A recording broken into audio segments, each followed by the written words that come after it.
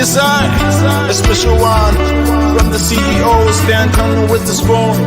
And your boy, Friday the Southern Band. Charges on the beat. To the spoon to get your information. To the spoon to be part of our discussion. Spoon, spoon, spoon television. Spoon, spoon, spoon radio station. Spoon gonna tell you what is happening in Liberia. Spoon gonna tell you what is happening in Monrovia. Spoon gonna tell you what is happening in Africa. Just to spoon you will know. If the children crying for starvation, just to spoon. You want to get a news update, my brother, to spoon. You want to know what is happening in Monrovia, to spoon. Politicians want to make their decision, just to spoon. You want to know what happening in the ministry, to spoon. Yeah, to spoon. Yeah, to spoon. You from Vonjema, Maryland, to spoon. To spoon. If you eat kepa, gradually, my brother, to spoon. You got a spoon TV, you got a spoon radio, to spoon. To spoon. You wanna get a news update, to spoon. What? Yeah, Rastafari. Kilibamba, kilibamba, kilibamba. Kilibamba, kilibamba, kilibamba. What I want? Yes, what you bought today? Spoon TV. Spoon. Yes, what you bought today? Spoon. Spoon TV. Spoon. Bada. Spoon. Skidibidi dabado.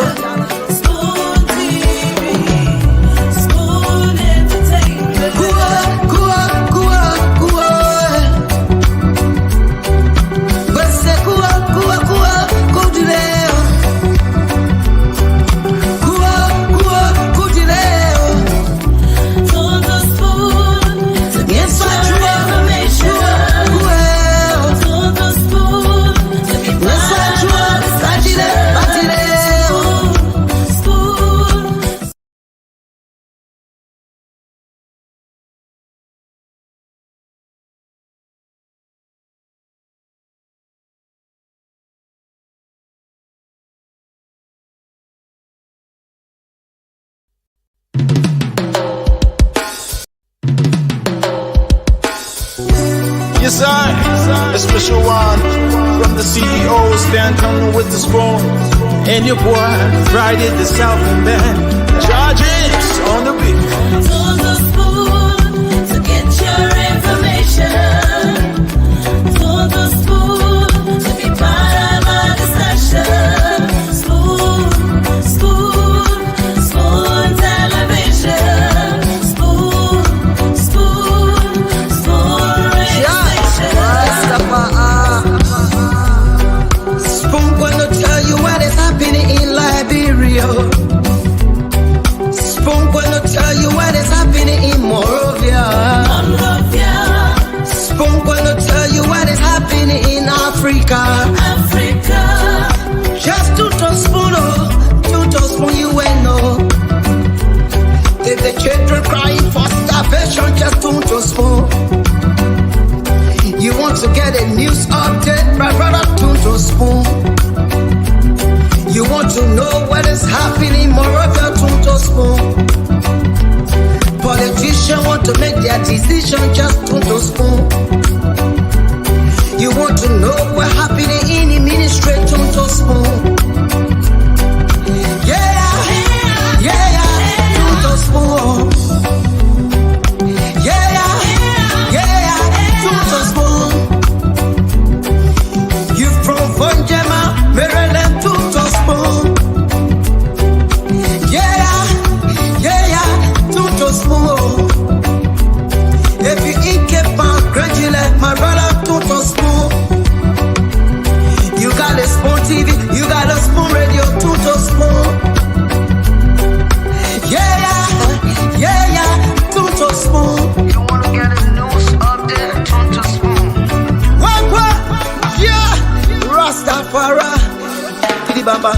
kilibamba, kilibamba, kilibamba, kilibamba.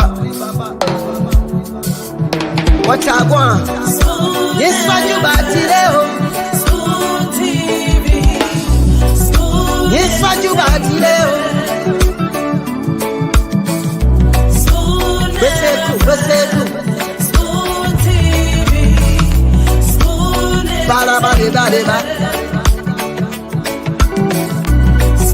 Skibidi bidi dabado. Spoon TV. Spoon Entertainment. Kuwa.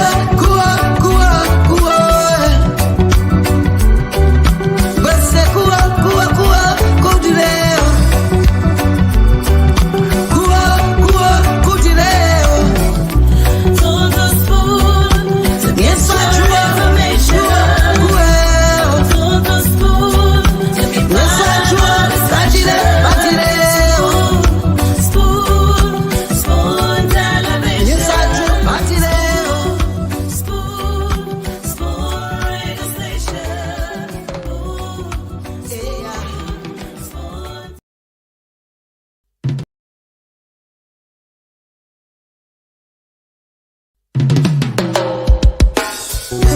Yes, sir.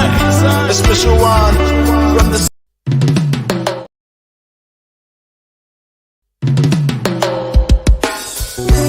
Yes, sir. A special one from the CEO, Stan Tunnel with the spoon. And your boy, Friday the Southern Band. Charges on the beat. Todo spoon to get your information. Todo spoon to be part of our discussion. Spoon television. Spoon radio station. Spoon gonna tell you what is happening in Liberia. Spoon gonna tell you what is happening in Morovia. Monrovia, Spoon gonna tell you what is happening in Africa. Africa. Just to spoon, you will know. If the children crying for starvation, just to spoon. You want to get a news update, my brother, to spoon. You want to know what is happening, Moravia, to spoon. Politicians want to make their decision, just to spoon. You want to know what happening in the ministry, to spoon. Yeah, to spoon. Yeah, to spoon.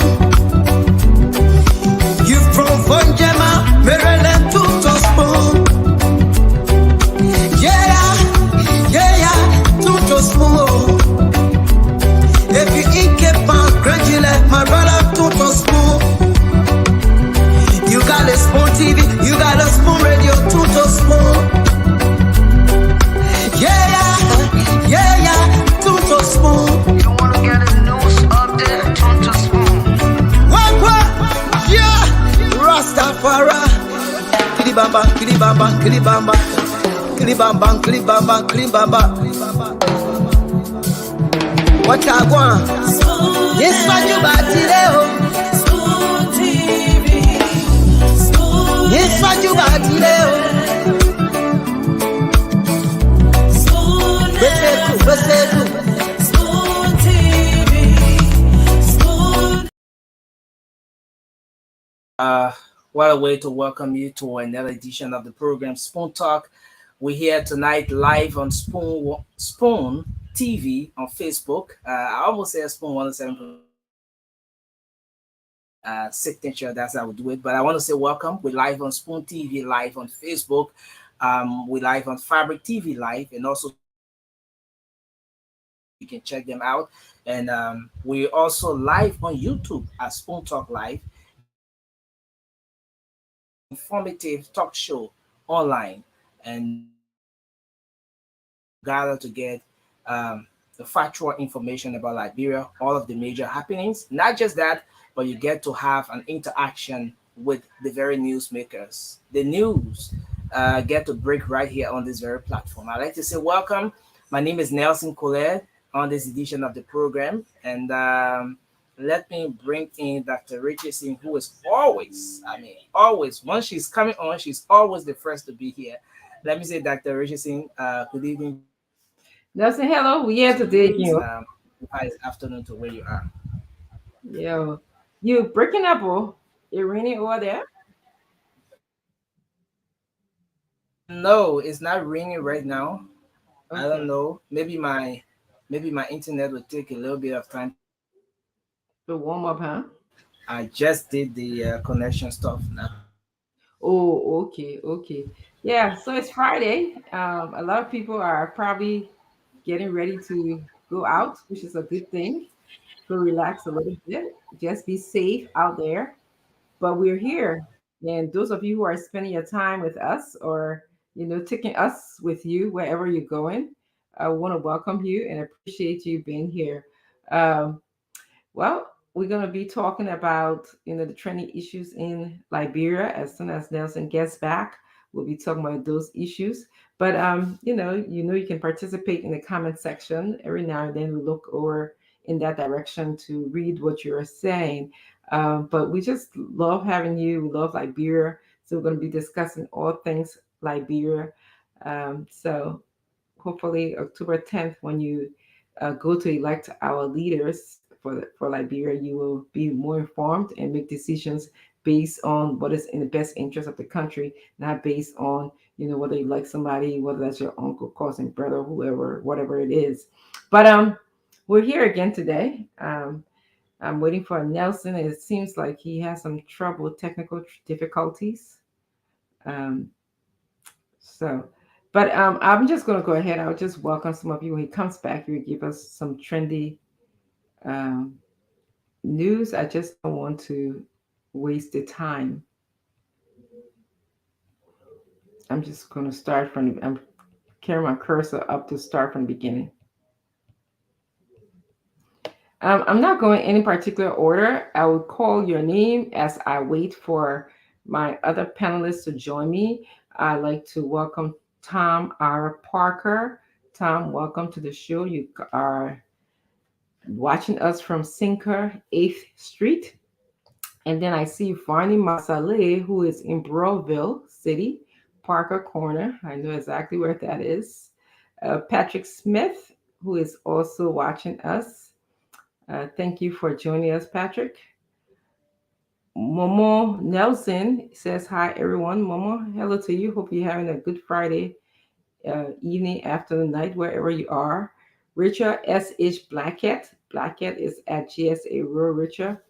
Thank you for joining us. Santos F. Alfred is joining us from St. Paul Bridge on Bush Road Island in Monrovia. Thank you so much, Santos Alfred. Benny Guafuan Seku is also here watching us from Yikipa, Nima County. Yes, the last time I was in Nima, I had some really good GB Encanta. So hopefully when I return, I'm gonna go back there. I can't remember the name of the spot that we ate at, but it was really good. Sekou Tale is here from Johnsonville. Thank you very much. I don't have my glasses on, but I'm trying to read. So it's good to have you here. Footed Jeleba is also here. Um, he says, good evening, everyone. Good evening to you, Footed. Let me just check on Nelson to see if he's okay. It's taking me a long time.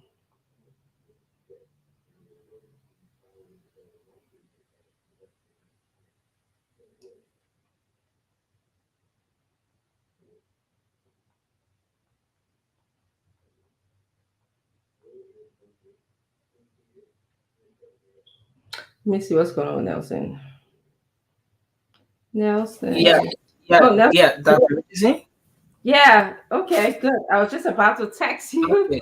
See what's going on. Yeah. So You yeah, okay? yeah, I'm okay. Sorry about that break in.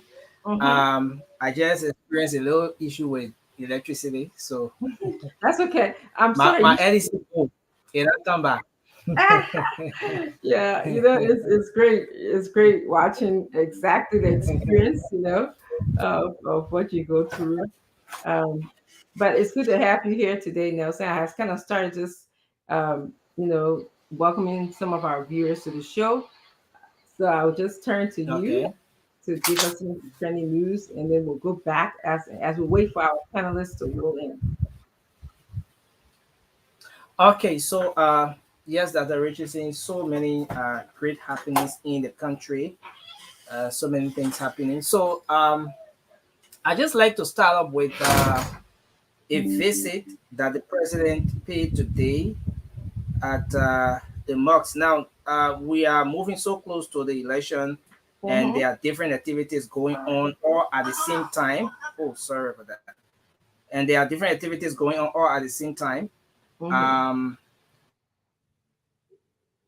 Initial campaign on Saturday, the president joined Muslims across the country for prayers. The president was seen at the mosque today uh, in central Monrovia and other places, Mm-hmm. praying for the country, forming part of the prayers, or let's say the regular worship activities of Muslims, since in fact is every Friday, like the Christians do on Sunday.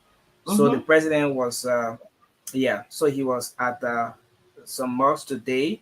Mm-hmm. But then, on the flip side, that Rich is saying, right after the president's visit at the mosque, and when all of those images started to surface on the social media about the president, how he was praying, identifying with Muslims, the chief Mm-hmm. imam of Liberia's chief imam Ali Krai, took onto his social media handle to write this. He made a post, and this post is getting so many reactions. He Mm-hmm. said they take their religion for amusement and play, being deceived by the life of this world. So, some people are trying to link the post from Liberia's chief imam to the Mm-hmm. president's action today, uh, judging from some of the reactions in the comment section, and all of that, and Mm-hmm. and a lot more. But yes, the president identified with Muslims today. At So some point, yes, that already seen. I was wondering, were we able to get in touch with the imam to clarify what he meant? Because he's writing the way that people don't can attach his comments to anything. And maybe that's some. I will establish that contact somewhere along the show. I will establish Yeah. that contact. I have his contact. We Okay. we Good. talk we talk. We've been doing some media stuff together That's before, so that's I will okay. do that. So, but anyway, I'd like to But he get made a post an hour ago, just an hour ago. an hour Yeah. ago. Oh, and so, but I'm. What did he say again? Read that to me. I was trying to write it down. I He wanted to. said Mhm. he said they take their religion for amusement and play, being deceived by the life of this world. The lies, or the The life. life, the life, the life of this world. Yeah, I'm going to make a screenshot and I'll upload it. Yeah, so I'll In be the studio. I'll be curious to hear what other people, the other panelists think about it, because the Muslim population, is significant in our country, so any kind of inclusiveness will be helpful. Yeah. Hmm. So that is one aspect, one of the training issues, and another development that is somehow linked to that. In 2004, there was uh, what so many people refer to as Christians and Muslims war, but I think it was a religious, riot of sort that took place in the country in Hmm. October. That was in October, Hmm. and one of the victims, a police officer, who in the process, he was, according to reports, carrying on his national duty, and then he got caught up in that whole situation. He was set ablaze, Mm-hmm. and he was fortunate to have been to have survived the situation. And according to him, the former president Ellen Johnson Sirleaf at that time, since 2004, promised him to have some sort of plastic surgery done so that the scars will Mm-hmm. either improve a little, so that there will be some sort of better physical appearance for him as compared to what it is now. But according to him, since that arrangement was made, the pronouncement was made by the president and everything, up to now, nothing came to reality. And Mm-hmm. from 2004 up to now, he's living in serious pain every day due to the severe burn. The severe injury that he sustained from the fire burn.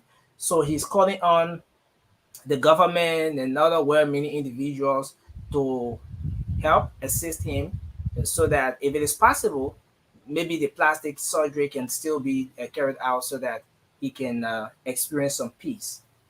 Yeah.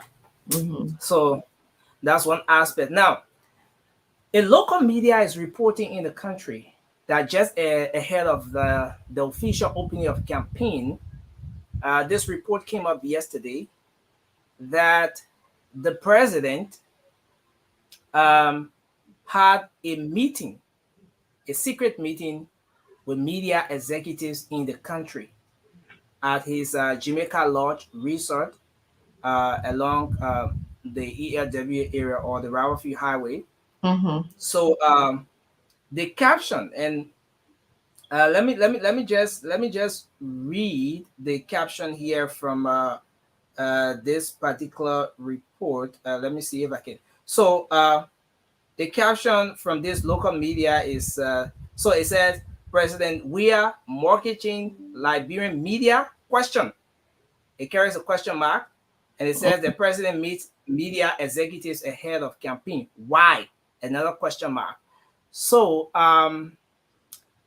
since this report came up, and the report went a little further to Mm-hmm. state who exactly those media executives are, not Mm-hmm. by name or the name of their institutions, but the respective positions of those people. So the report says media managers, that is managers of different radio stations in the country, editors of newsrooms, those people who make the decisions as to which story goes on the news feed to be aired or whatever, and those are the media executives that the president had the secret this secret meeting with, and yeah, so there's a local media report that I just thought to bring up here, something that was being highlighted, Oh, and so okay. I was Spoon invited to that secret meeting. No, maybe Okay. because Spoon, yeah, no, Spoon wasn't invited. Let me Okay. give you that. Yeah, Spoon Okay. wasn't Okay. invited. Well, I think Or okay, so let me say it this way. That origin, let me say it this way. I'm not aware of Spoon receiving any invitation. Yeah. okay. Okay. No worries. I just asked because the question is appropriate. Why? I would like to know why, and you know that I just why is the president meeting if it's true now because Mhm. it was in the media. But go ahead. Yeah. So that's one aspect. So there's a report coming from River G County, a correspondent of one of the local radio stations reported today that there's the bad road condition in that part of the country is stunting the movement of so many people. But not just that, the price of a 25 kg rice, according to that correspondent, has increased to 5,500. 5,500. That's And how that's yeah, how much. so yeah, How much in dollars? 5,000. okay, Oh, five well, thousand. never mind. Yeah, I will have to do the conversion later, but yeah, so it's in 5,500. So right now, the exchange rate in so many places is about 85 USD. Mm-hmm. 85 Liberian dollars to $1 US. Yeah, Oh, so that should be something somewhere around um 25 $25 or so. But here in Monrovia, the price of the 25 kg rice is 17 $18. okay. Yes, that's what it is. Okay. But then the superintendent of the county came Mm-hmm. up to debunk that. He said it's not true. In Mm-hmm. fact, he bought rice for around 4,000, so it is not 5,000 as was reported by that media correspondent. So there is conflicting information with respect to what the actual price of rice is. Okay, someone just did a conversion. They said $27 2 cents. That is Oh, if you're converting the 5,500 to thank you. US dollars. Thank Yeah. you. I'm gonna So ask Mommy in because I seen the back, so I'll bring you in. Hey, okay. Mommy, welcome. We're just getting trending news. Oh, okay. Good to Mm-hmm. be here. Yes, you too. Go ahead, Nelson. Okay, so another trending issue today is that the police, there is report about the police, or the police is making calls from two counties. Um, the commander of the police detachment in Margibi County is calling on the government and the Liberian National Police Authority here in Monrovia to assist them with some logistical support, especially as we gear for the 20 for the elections, and considering that there are so many activities that goes on during election time. They say they are totally lacking those basic logistics that will have them leave from one point to another.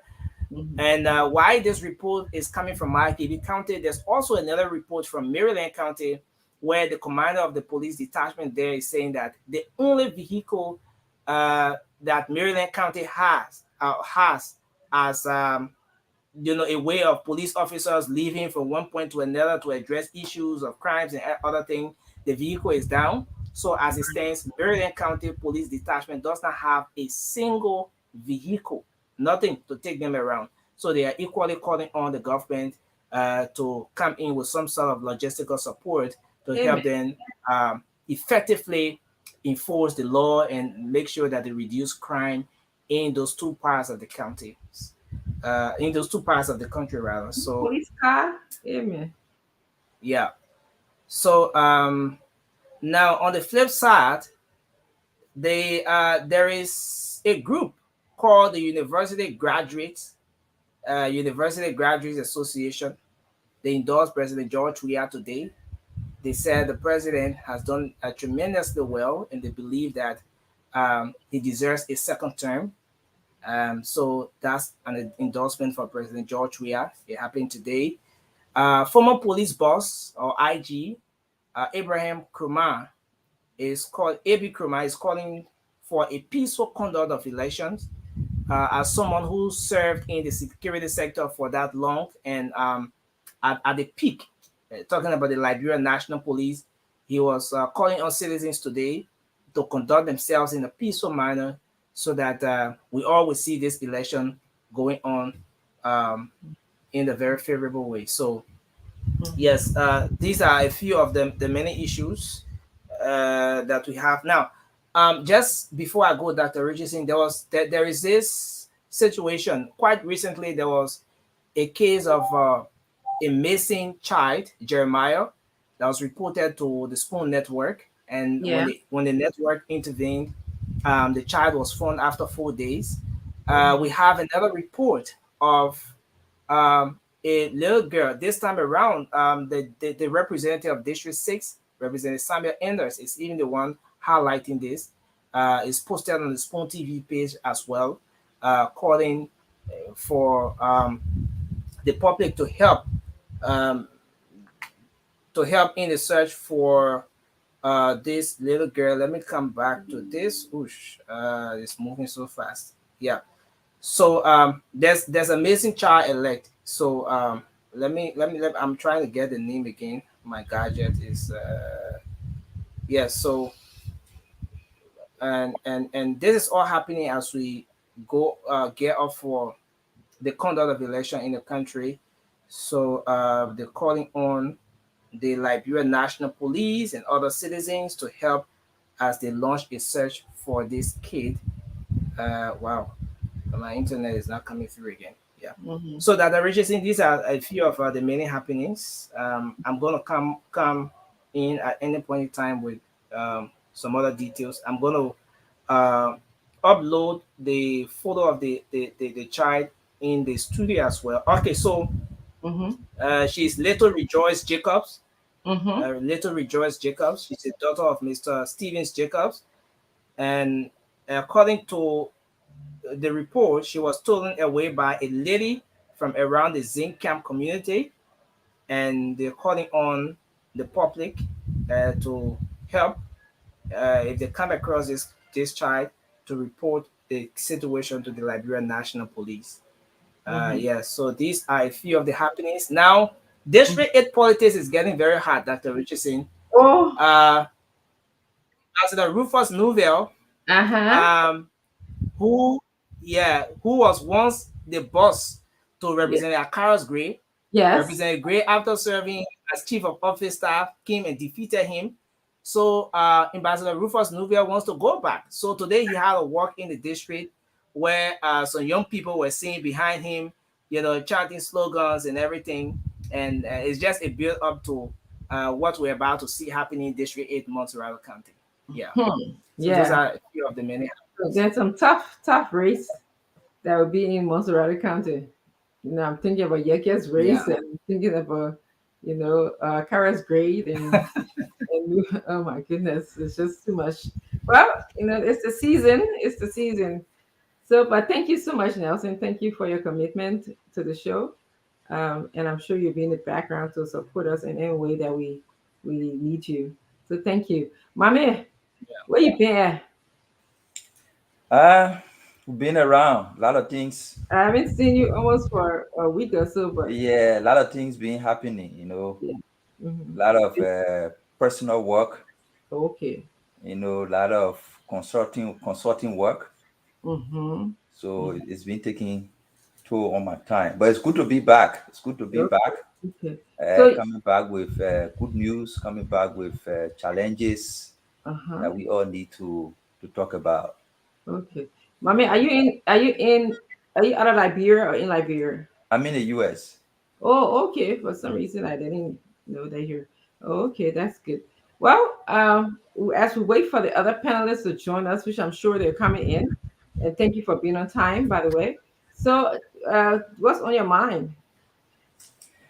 I was reading a story in Front Page Africa, and it comes down to the same thing about, investment climate and government manipulation and back dealings. There's this company called Liberia Traffic Management Company. Really? Yeah, it managed to get a concession from the government of $50 million investment project. They design a facility, they constructed a facility somewhere along the Route Highway. Basically, it was intended to do vehicle safety testing Oh, and okay. ensure road safety to reduce the number of accidents. Yes. And so I was reading the story, and it came out that besides Zimbabwe and Venezuela, the World Bank shows that Liberia has the highest rate of accidents death. Not the number of death, but the rate at which accident death occur. Mm-hmm. Besides Zimbabwe and Venezuela, Liberia has the highest rate. What is responsible for that high rate Mm-hmm. is, ineffective vehicles, ineffective tricycles, ineffective motorbikes, and nothing to detect them in advance and know how to correct them. So this facility was designed, constructed, set up through a concession with the government.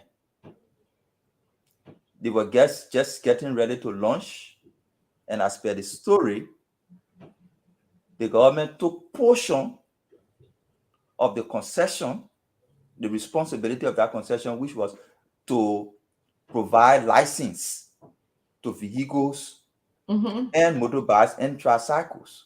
Mm-hmm. But they will only provide a license after you have gone through their testing system and be road certified. Yes. So that's why they constructed this modern system that every vehicle that will have to go through to be Sure. tested before you can get license. Yes. While they were waiting to enforce that, the government took portion of their contract, which has to do with the licensing, and gave it to a new company that's called LMDC. The LMDC company Mm-hmm. is owned by, I think, the one co-chairman of the CDC. Really? Yeah. So the company now is complaining that it's over $50 million investment is just stopped down. In Liberia, it's locked down. They can't do anything. Wow. The Front Page Africa published their facility. I mean, it's a very modern facility. Mm-hmm. They have several motorbikes that, as part of the arrangement, they were working with the police that the police would have used to ensure road safety. And Mm-hmm. all the motorbikes just parked there. The facility is just there, underutilized. The people investment stopped down. They can move forward. The concession signed by the agreement ratified and signed by the president printed into handbill, but they can move forward because a major component of their agreement was given to another party, and that party happened to be a member of a person in the leadership, one John Uboti, who is in the leadership of the CDC. Wow. Yeah. Wow. So, wow. And so is the other company actively working to prevent accidents, or do they have another facility? I mean, they just took over the contract. What are they doing? They only took, you see, what they did was they only took over a portion of the contract. The portion of the contract they took over only to issue license, travel license, the license plate. Yes. Oh, the So, license plate. yes, so they only took the component that has to do with the issuance of license plate. Okay. The rest that has to do with road safety, they have nothing to do with that. But this company is saying, for me to be able to do road safety, Mm-hmm. I have to be able to do the license. And before I get you license, you have to go through my safety testing process. Absolutely. Makes sense. So the safety part of the entire thing is just suspended. And the license plate distribution is now with the John Uboti company. It's the company that providing the license. So, it comes down to think about Mm-hmm. when you treat people investment in this manner and form, whether it is for political reason or whatever reason it is. I Mm-hmm. mean, government can go into a concession with people and maybe realize that there's no need to maintain the concession. Then you cancel the concession. Absolutely. In a You legal know, way. Legally. exactly. Cancel the concession the legal way. Every concession has conditions, Yes. that you by through which it can be terminated or it can be suspended. Correct. Mm-hmm. So if you see probable reason why a certain concession should not continue, just go through the legal process and cancel the concession and explain why you're doing it. But you Exactly. can't have a concession active by law and you go ahead and take component of that concession and give it to your partisan. It's And bad.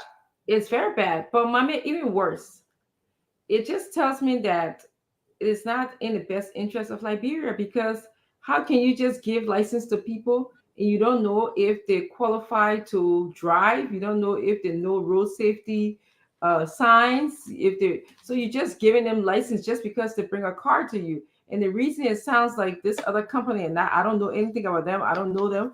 They were, saying like before I give you the license plate, I want to make sure that when you get on the road, you are safe and you're not putting anybody else in danger. You're not endangering other people's life.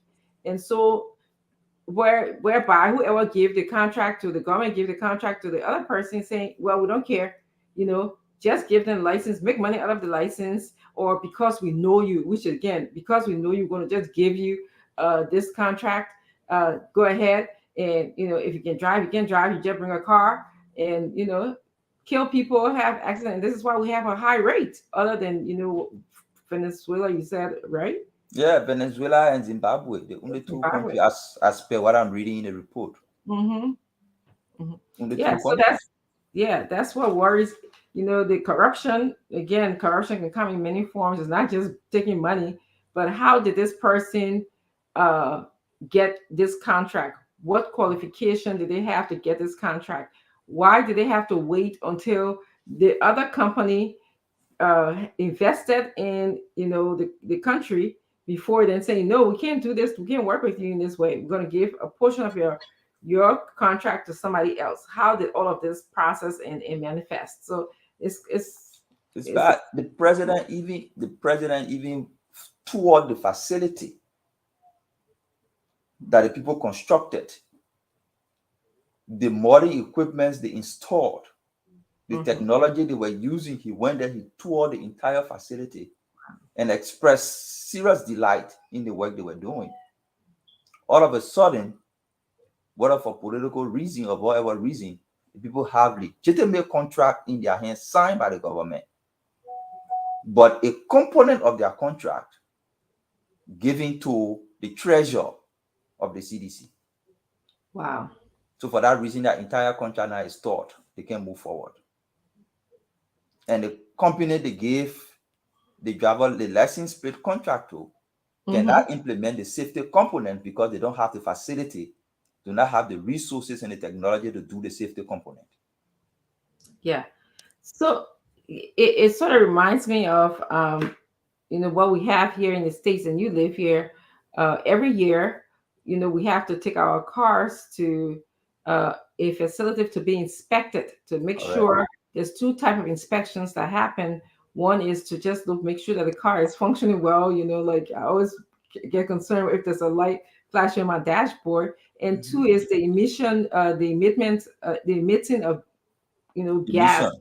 Yes, emission of gas into the pollution, I mean, to the environment.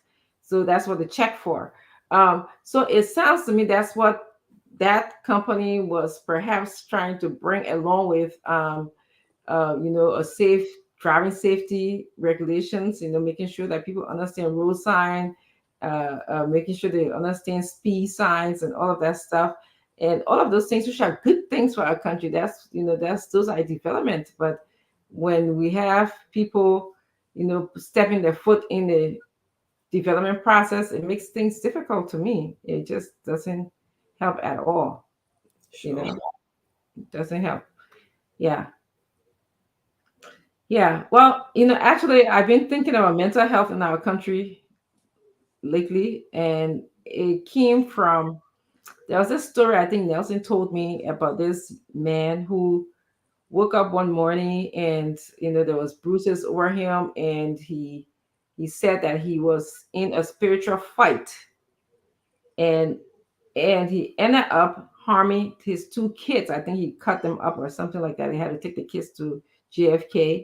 And the last I heard from Nelson, he was in police custody. His family was around him. Um, but he seriously has said that he was attacked by somebody. He was in a spiritual fight. And I just been thinking a lot about the mental health condition in Liberia. And I'm not saying that it's possible he was in a spiritual fight, or he may have some mental health issues going on with him.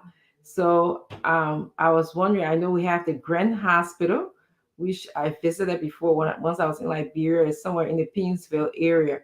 Before the Grand Hospital was established, they had the Catherine Mills Hospital that they took people who suffer from, mental illness to. And then they opened a Grand Hospital. And I think in between, during the war, I believe non NGO was working along with some Liberians to provide mental health, like just counseling and stuff like that at JFK, if I remember correctly. And then they eventually moved to the Grand Hospital in Painesville. um, I just wonder if people are getting the proper care. The last I read, they were giving, phenobarbital, which is a very, very old uh, antipsychotic drug to people. They got recent drugs, like the guy, like the antidepressants, like Zola, you know, um, Prozac, which has a lot of controversies around it. And they also have different modalities for different people. They have people, you learn how to diagnose people, whether somebody has schizophrenia, anxiety, somebody suicidal, or somebody suffering from trauma, PTSD. So those are the things that I wonder if, to what extent are people, or substance abuse, or even if, like we got Kush coming in the country. I just wonder to what extent, and I know Dylan has a place.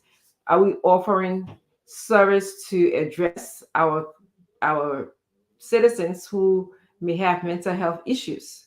So that's and it's always been on my mind. Even that's one of the reasons why I visited the Grand Hospital, and I think the staff there are doing the best that they can. I think I sat there and talked to, I think she was the person running the hospital.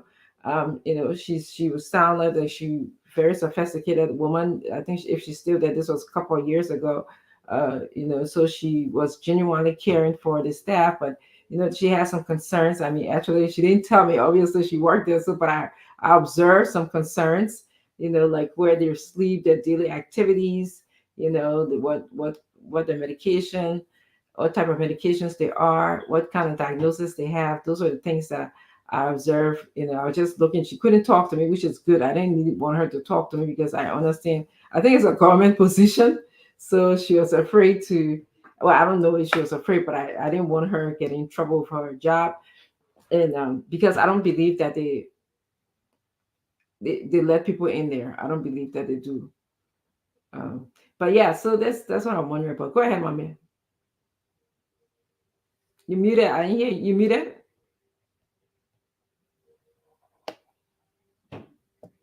I was muted. Mm-hmm. There is a mental health law that calls for, among many things, call for at least one wellness center in each county. Beautiful. That's Yes, exactly how I want it. yes, at least one wellness center in each county. There is a That's law, but the lack of will to enforce the law, the lack of budgetary resources to enforce to ensure the law is implemented mm-hmm. continue to be a problem. The budget for mental health, the last time I checked, when Senator Dillon was making the argument for an increment in the budget, Mm-hmm. I think it was around 100,000 or 65 or 75. I think 75 or 100,000. Are you kidding me? Yeah. And he was making the argument for, I think, over 100% increment in that number. I'm not sure about the number. But the point is, from the analysis he did on the floor, Mm-hmm. the entire budget for mental health was just intended for logistics to move around, transportation, fuel per dime and stuff like that.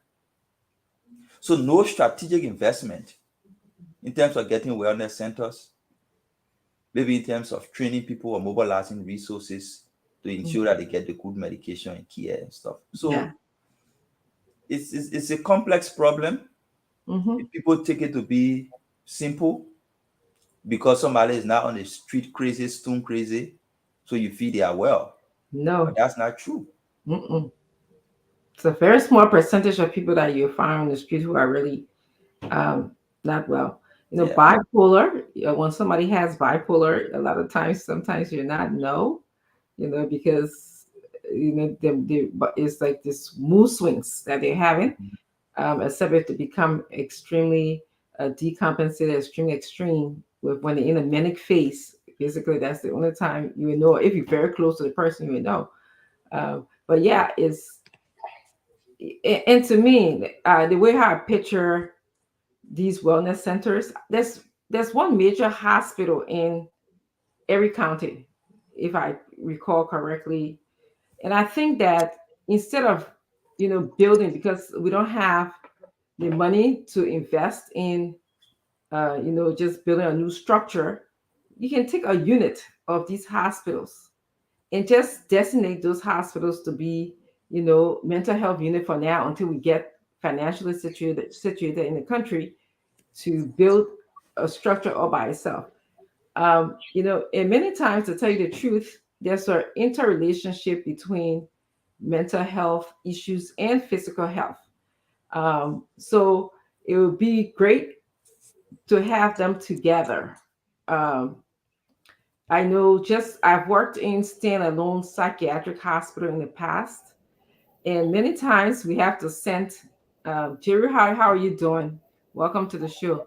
We're just discussing what's on my mind, and mental health issues in Liberia is on my mind today. So that's what we're talking about. So I've worked in standalone psychiatric hospital because at one point in the United States, mental health and physical health hospitals were together. But then people said, "Oh, we wanted, a separate standalone hospital." But honestly, we have to send a lot of the blood work out when somebody comes to the hospital.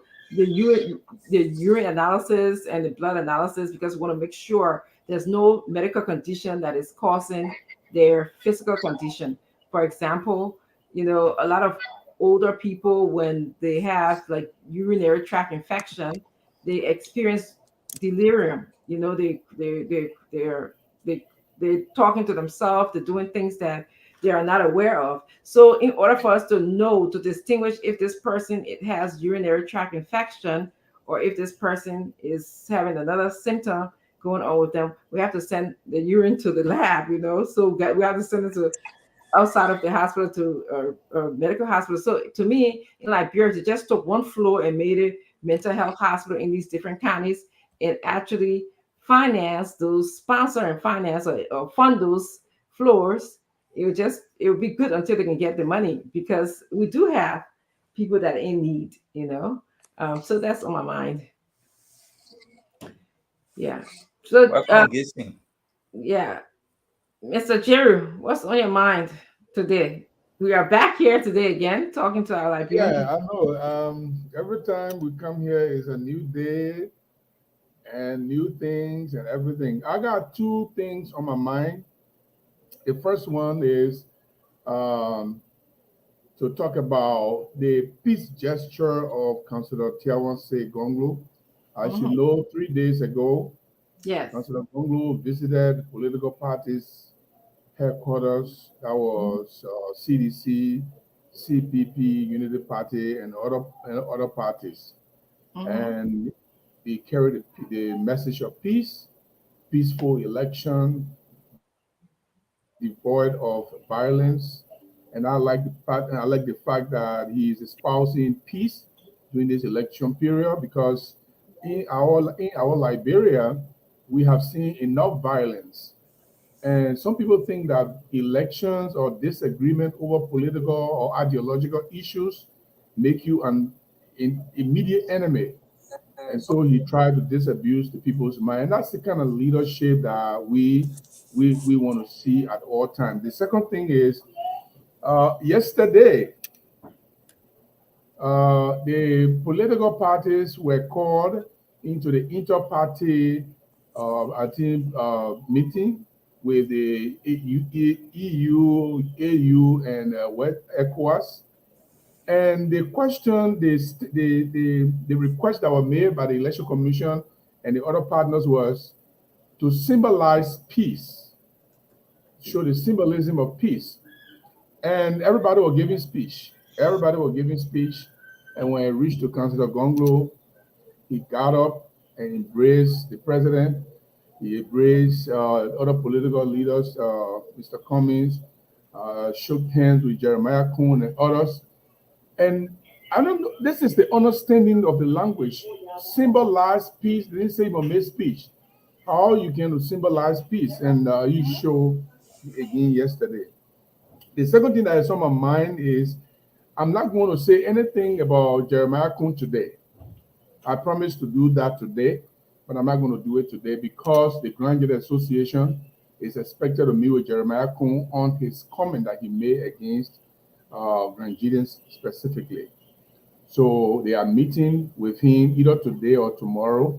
The meeting was set today, but I think Jeremiah Kuhn is busy. It might be tomorrow. So I'm not going to jump ahead of them. I want to see why Jeremiah Kuhn is going to say to the Grand Jury Association in America, the president and and others are going to be meeting with him. And I think I'm going to be on our committee as well. And we're going to meet with him as responsible people and put our grievances through. This election, Dr. Richardson and Mame, is so important that we cannot afford to divide ourselves, especially comments that will bring trouble, disunity, trouble, bigotry, all of these things. We can't afford to do that. Because, first of all, this trouble thing, we should put it behind us. People are fighting hard to unite the country, to unite people. So for me today, I'm not going to, I'm not going to say anything about Senator Kuhn. And I want to say, I'm here, and if there's issues are here, we're going to talk about it. I also want to talk something very funny. Every time I pull the picture of JMB up, the people come there and cuss me. I don't know what's wrong with these people, but even on the comment line, when I read the comment, it just make me laugh. The people got so much thin skin. Eh? I told the people, look, if your candidate got butts, you should expect people to criticize your candidate.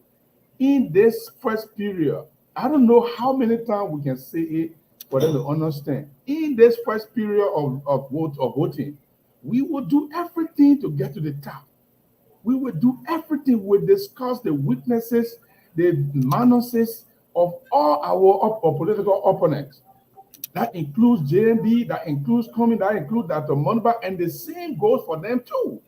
They can disprove us. They can talk about the negative of Councilor Gonglo.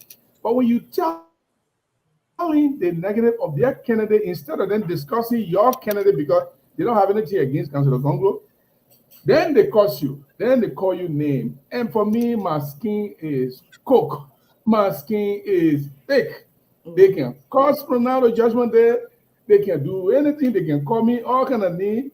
They say I'm ugly. And I found like mommy, but I get a beautiful wife. That's enough for me. And they can call mommy when mommy is criticizing. They can say mommy ugly. And Yeah. say,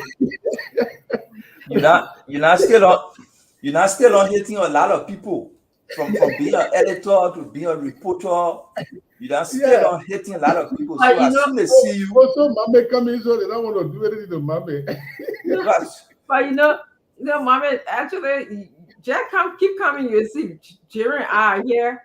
Frequently, but you keep coming, you get your When shoe. Dr. Regency, when she talk your teeth, then they will disagree. They will say all kind of things, but because she's I'm woman, they can say some of the things they can say to me. They No, can say to her. no. You are equal. You are nothing spoiled. You are equal. You said the right thing. Nobody, eh? Yeah, you said the right thing. But Uh, I thought this is what we call politics. it Eh? is. We're going Yes. for the election.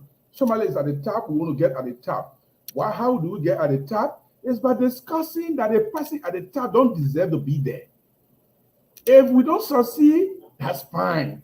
But we'll keep trying until we get there. And so they shouldn't use it as something that will be attacking our personality. They're not going to change it. They can't bully us out of here. They can't, even if I live No, here, they can't bully me. I no. will continue to be Gibson. I will continue to be talking. I will continue to do what I want to do. So it's a waste of time for them to do those things. And I think part of the reason that all of us are here because I think we have a certain degree of analytical thinking. I don't. You both Mame and Jeru, you remind me of the type of person that you don't just say yes to anything or no to anything. You got to get some information and understand it before you agree. And so, we come here to impart information. I'm very similar. I don't just agree to everything. I gotta when I read up on something, I read up a lot. That's my in fact, my job. So when I read, I present information. That information may be favorable to you or not favorable to you. It's like me being in a classroom. I present information. Whether you like it, you don't like it, that's the information that I have. It is left to you to do your own analytical thinking to say, yes, I like this information, I can use it or not. So, no amount of cussing. I've been doing this thing for 20 years now. No amount of disagreement, cussing, or whatever will deter me from giving the information. Uh, that's just how it is. So let's hang tough, get ready, embrace yourself, because if I hear information about, JNB. And the interesting thing, I've been talking about, Vice President Buckeye lately. And so the Unity Party, some of the partisans, not all of them, they are the one who, tend to go on the the comment section and just say outrageous things instead of, coming with some factual disagreement. They, I'm reading one now, we are here again to watch Mr. Jeru and Dr. Richardson badmouth JNB. How do I badmouth JNB? JNB decided when I even would listen to some of the things that I gotta say, and when I think I badmouthing him, so it's really interesting. Lately But I let me read another one. Let me read another one that originally. This is really funny. It's a mhm. Gibson. JMB is not your equal. That is why. That is why whenever you post that you JB need, hey, don't you do even your candidate can't get such comments when you post. Okay, JB number equal. Sano Johnson and Cummings, are they equal? Memper and Gonglo, are they equal? So, Eugene Fagon and Gonglo, are they equal? Or Cummings, are they equal? People, look, the same thing the JMB supporter do, you clap for them.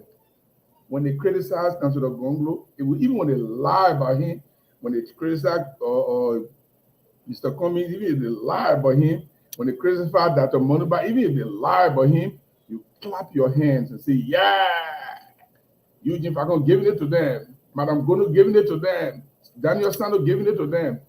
But when we tell you that the person you want to be president does not have the capability, the person is not medically fit to be a chief executive. When we tell you that Councilor Gonglo reserve or has all the quality to be president, then you say, oh, you and JB not equal. It is not equal, but no, it is equal, but no, should lead the thing out. Because they're not equal to doing it. I agree with you. And recently, and let me just give you guys a little bit of my journey that I've been, taking recently.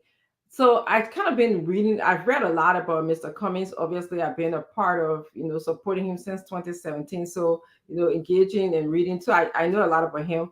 Every day when I wake up, I read, in the news. I can determine or guess what Mr. Weah is going to do. But you know, I didn't really spend a lot of time reading about JNB, and when I go way back in time, and read. So I understand, that JNB was a manager at LPMC. So I went and I pulled different documents, because LPMC was an organization that was getting a lot of funding from the United States. They've done a lot of writing about LPMC. Okay, they want to know more about our cocoa, our rice, our cassava, our coffee. So they just were interested because it affected to some extent. They bought coffee and cocoa from outside world, and it affects them, so they want to know. So that provides information to me. LPMC, that according to these reports, was not a good organization at all. They have always advocated, the Americans have advocated, that the government of Liberia eliminate LPMC because the cocoa producer had to bring their cocoa to a housing station ran by LPMC. The road were impassable for these producers to bring in. Number one, when we talk about farm to road, they actually said that one of the things they said, the roads were not good. Secondly, uh, a lot of the workers at the LPMC used to like bribe. There was a lot of corruption that occurred there. Used to bribe the farmers, the cocoa farmers, so that a lot of times they didn't get enough money to even plant the tree or keep the tree alive. So all this information, I mean, every morning, night, when I'm home after I do my work, I'm reading it. And so I'm asking who was in charge of LPMC at the time when these things was happening, at the times when these report. If someone was in charge, why were these things happening? And that's just a general natural question that anybody should ask. And I went to LPRC, which I didn't know anything about.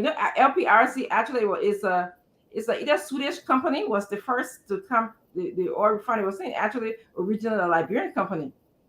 The same with LPMC as well. LPMC didn't start out as a Liberian company either. So I'm just getting all this information. It's like, just very enjoying it, actually fun of it, because it's like learning something interesting. So I will just share that information, and that when I do that kind of sharing, many people don't like to hear it, and that's just it is what it is. So, But let me but ask a anyway. question, Dr. Richardson, and I think it's the appropriate time Mhm. to school these people. So all the JB supporters, let's take for example, when they come, they don't talk about JMB successes.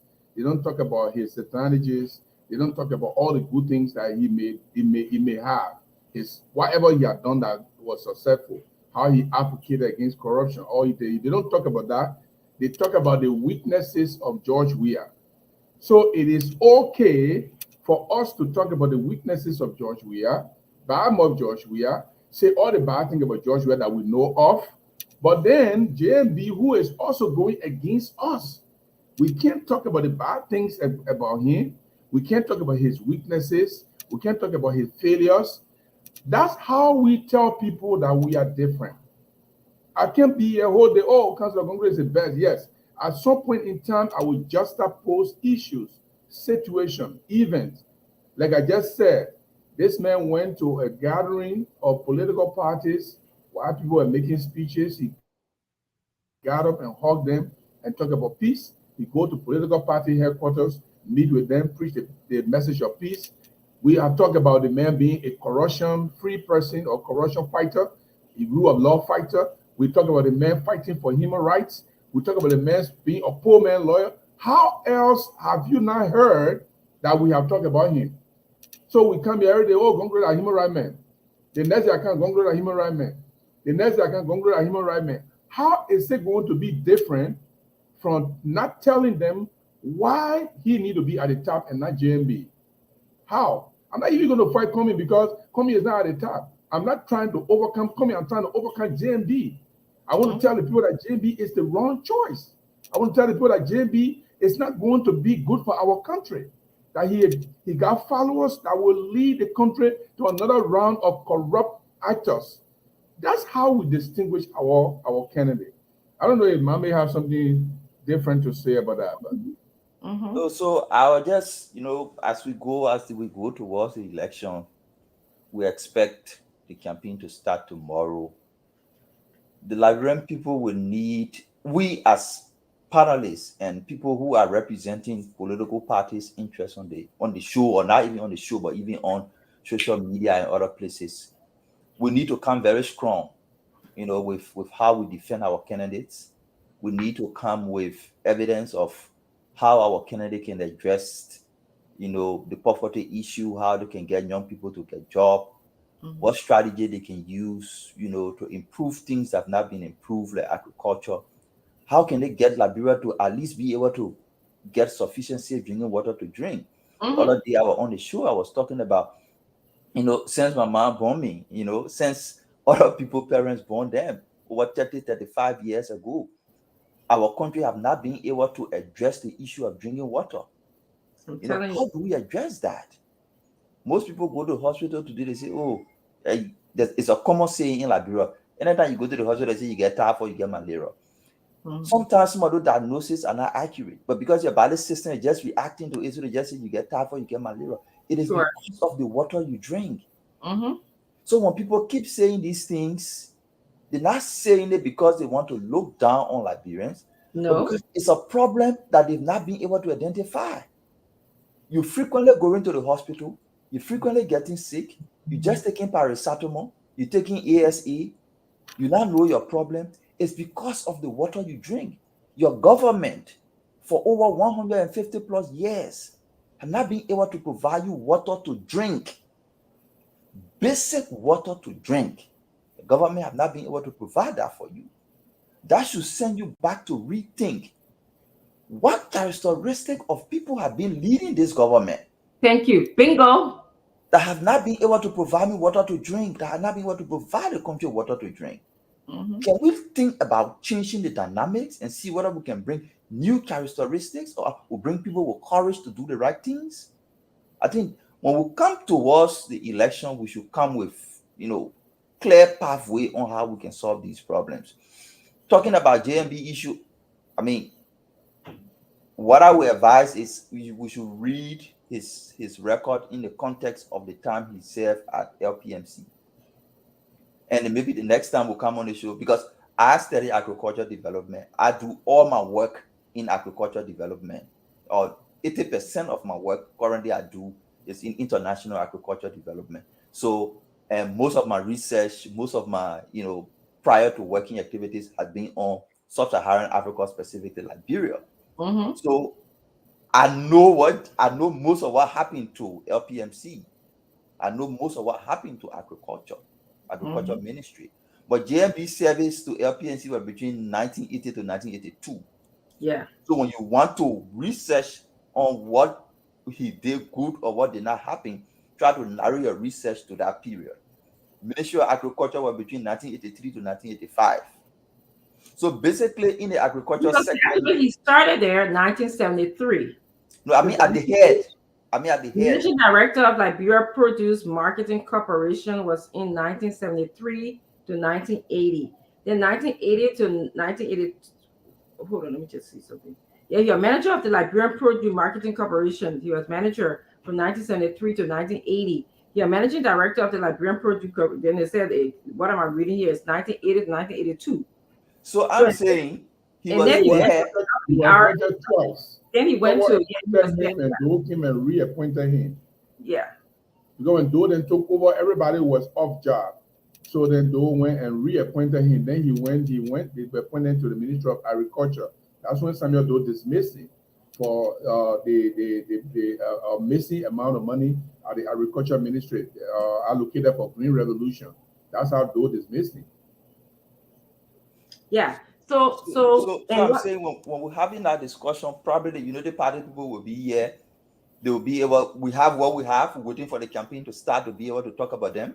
So probably the UP people will tell us, specific achievements in terms of how agriculture improved under JNB. We have our data. We'll be able to present it to show that what happened and how we can do it better.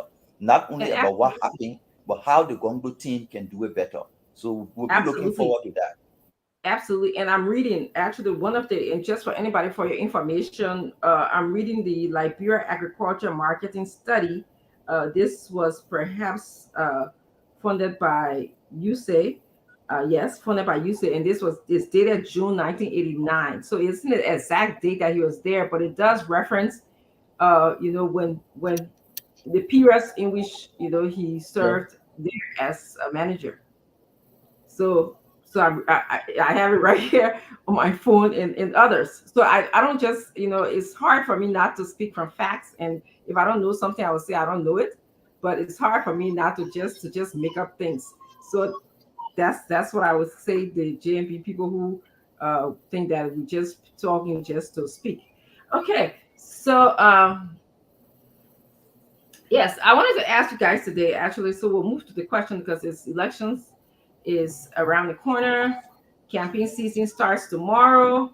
There was something that Nelson was telling me that prompted uh, President. We was endorsed today by the some graduate association program, some school or something like that. Okay, and I my question to you guys is: does he deserve to be endorsed, or does he deserve a second term, according to your standard?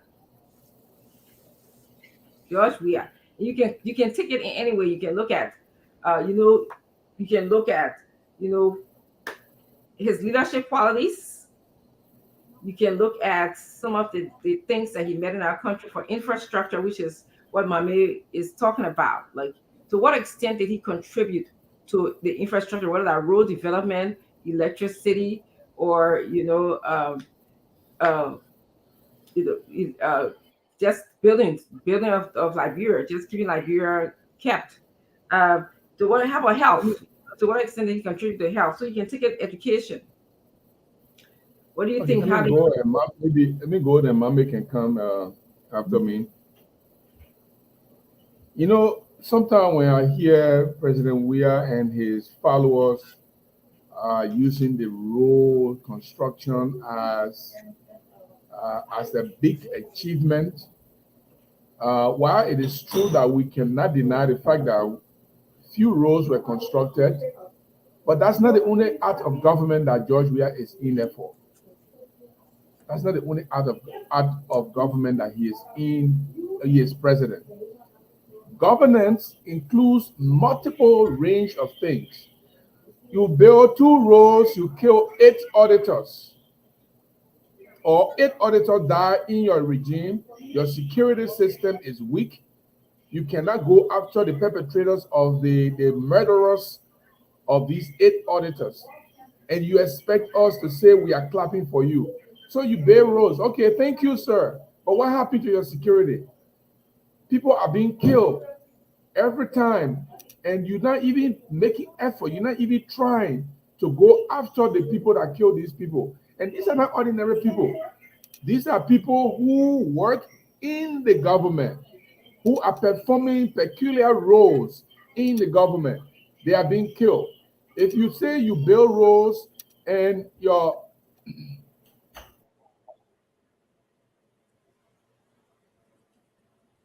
if you are building roads but your security is weak, that's a negative. And you talk about bringing Liberia youth out of poverty. Are they out of poverty, or are they in poverty deeper than when you met them? When George Weah came into power, there were so many people who had jobs to do.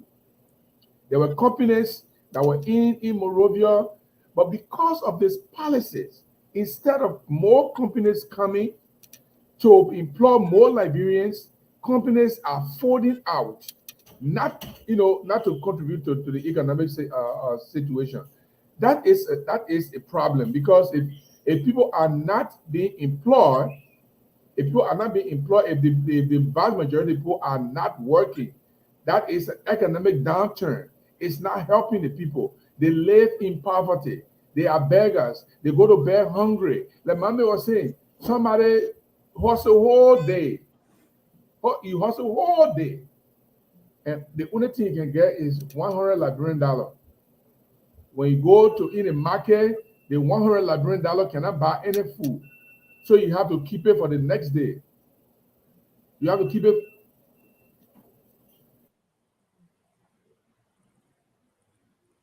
If that 100 dollar can buy you any food, you and your children will go hungry. Then you boast about building roads.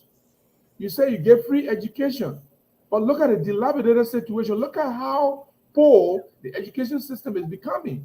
There's no incentives for teachers. There is no quality education being provided. In schools and institutions are not being provided with resources that can bolster their teaching and their imparting of knowledge. Then you boast about giving free education. It's not enough for me.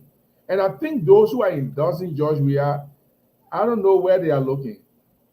I don't know where they are, what they see that we don't see. But endorsement politics in Liberia, for me, it doesn't work, because you can endorse all you want. But this election will determine that George Weah does not deserve a second term. And the second term will go into the opposition, whoever is going one-on-one with George Weah in the end. George Weah is going to be beaten, whether on the first ballot or on the second ballot, he will be beaten at all costs. Because even the Liberian people are tired with him.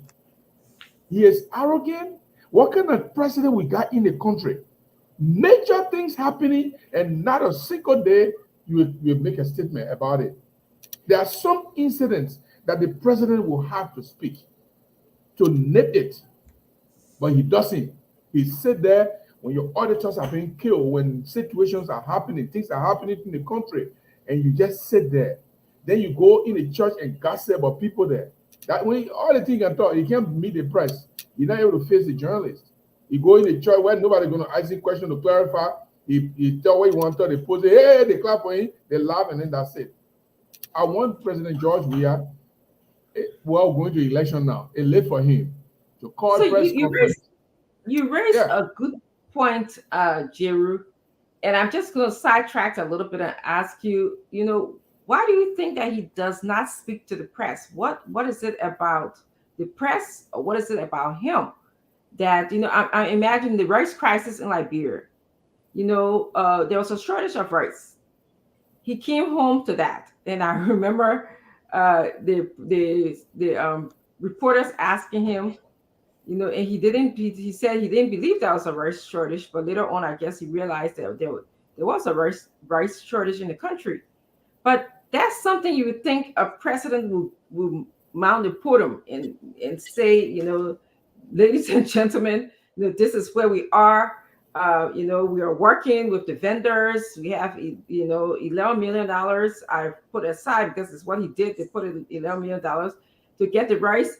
This is the timetable. And in speaking, you have your lieutenants by you, like your commerce or your whoever that takes care of rice coming to the country, that you can refer to them. Let them come and speak too. But It's it seems like very easy about racism. Why he not calling press conference? I'll just give you maybe 2 or 3, and maybe Mami got one, and you yourself might think about someone. Let's take the first one. The man became president in 6 months. He built 18 units, 10 story. Myself, I went there to see for myself. I didn't want nobody to tell me. Drove, wanted to enter the fence. The security said no, nobody entering the fence. So we went back, looked there, claimed on something on somebody banister. Look there and look at all the houses, well painted, nicely, 10 stories, 18 of them. Okay? In 6 months, do you believe that George Weah want to sit in front of the media for them to ask him, where did you get the money from? Because if he say he had money before he entered government, they want to know how he got the money. Because he was broke when he came into government, when he became senator. He could not have that kind of money to build those kind of units for himself in 6 months. They also want to ask him, the 9th Street resident of 2 rooms, he now turned it into a mansion. Where he got the money from? The other house at how do you call the place here?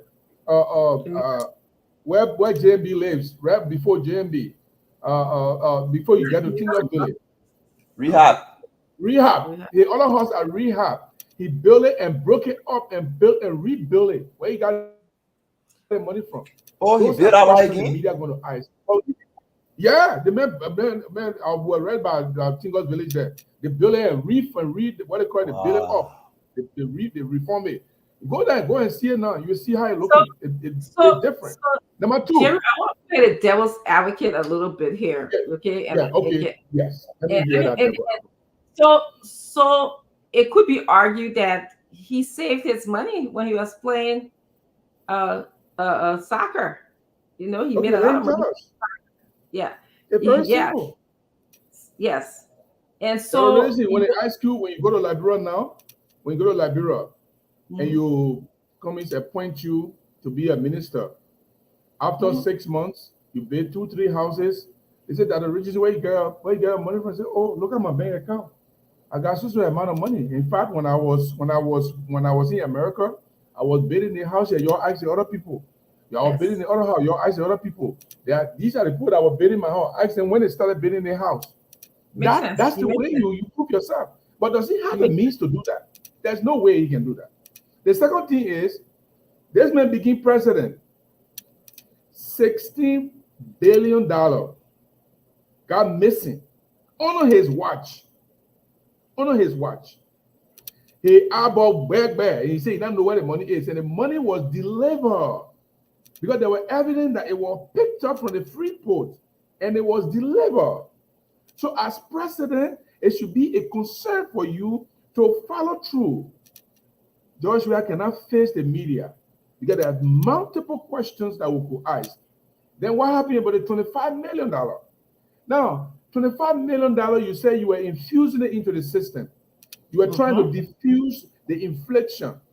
Your Mhm. ministers mismanage the money. Today, there are 7 money exchangers who receive hundreds of thousands of dollars that cannot be found. Even the place they say they were, they cannot be traced. They And say and not ground enough for the president and to dismiss those ministers.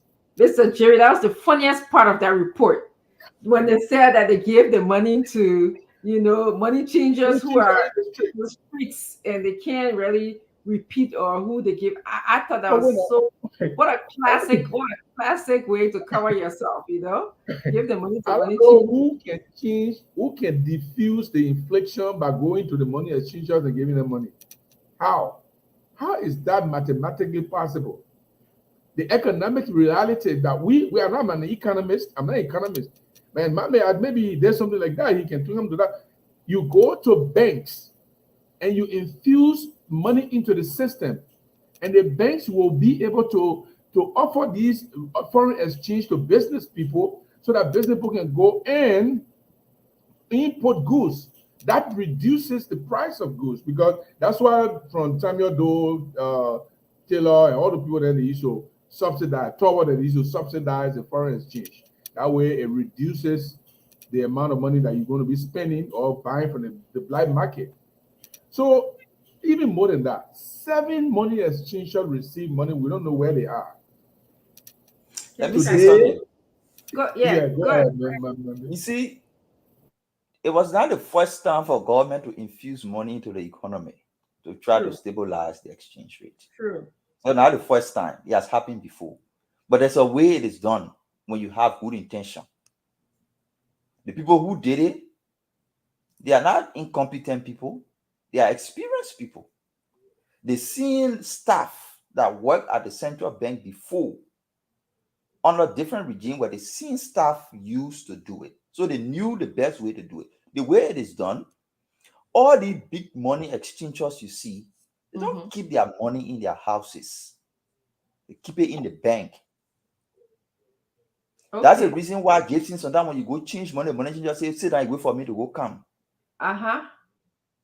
You understand me? Either he Yeah. runs to his friend or he runs to the bank. And because they got connection at the bank, you can have 50% standing online. When that Mm-hmm. money changer gets there, the bulk teller will save him, Yes. depending on the amount of money you want. So the way it is done is all these money exchangers, I work in the bank. I rose to the position of manager for commercial banking before I left the banking sector.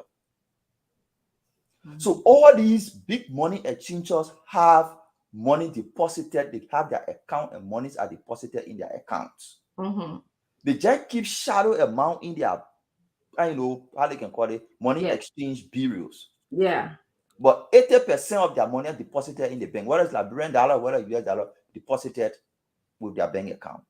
Mm-hmm. So when government wants to infuse money in the economy, what they do is give the money to the commercial banks. Say, for example, money exchanger X, that the Chino ways of money exchanger, she has 1 million LD Mm-hmm. in her account with one of the local banks, say Echo Bank. Mm-hmm. What Echo Bank will do is Echo Bank takes the equivalent of the $1 million in US dollar Yeah. and put it in a money exchanger US dollar account Yeah. and debit his Liberian dollar account.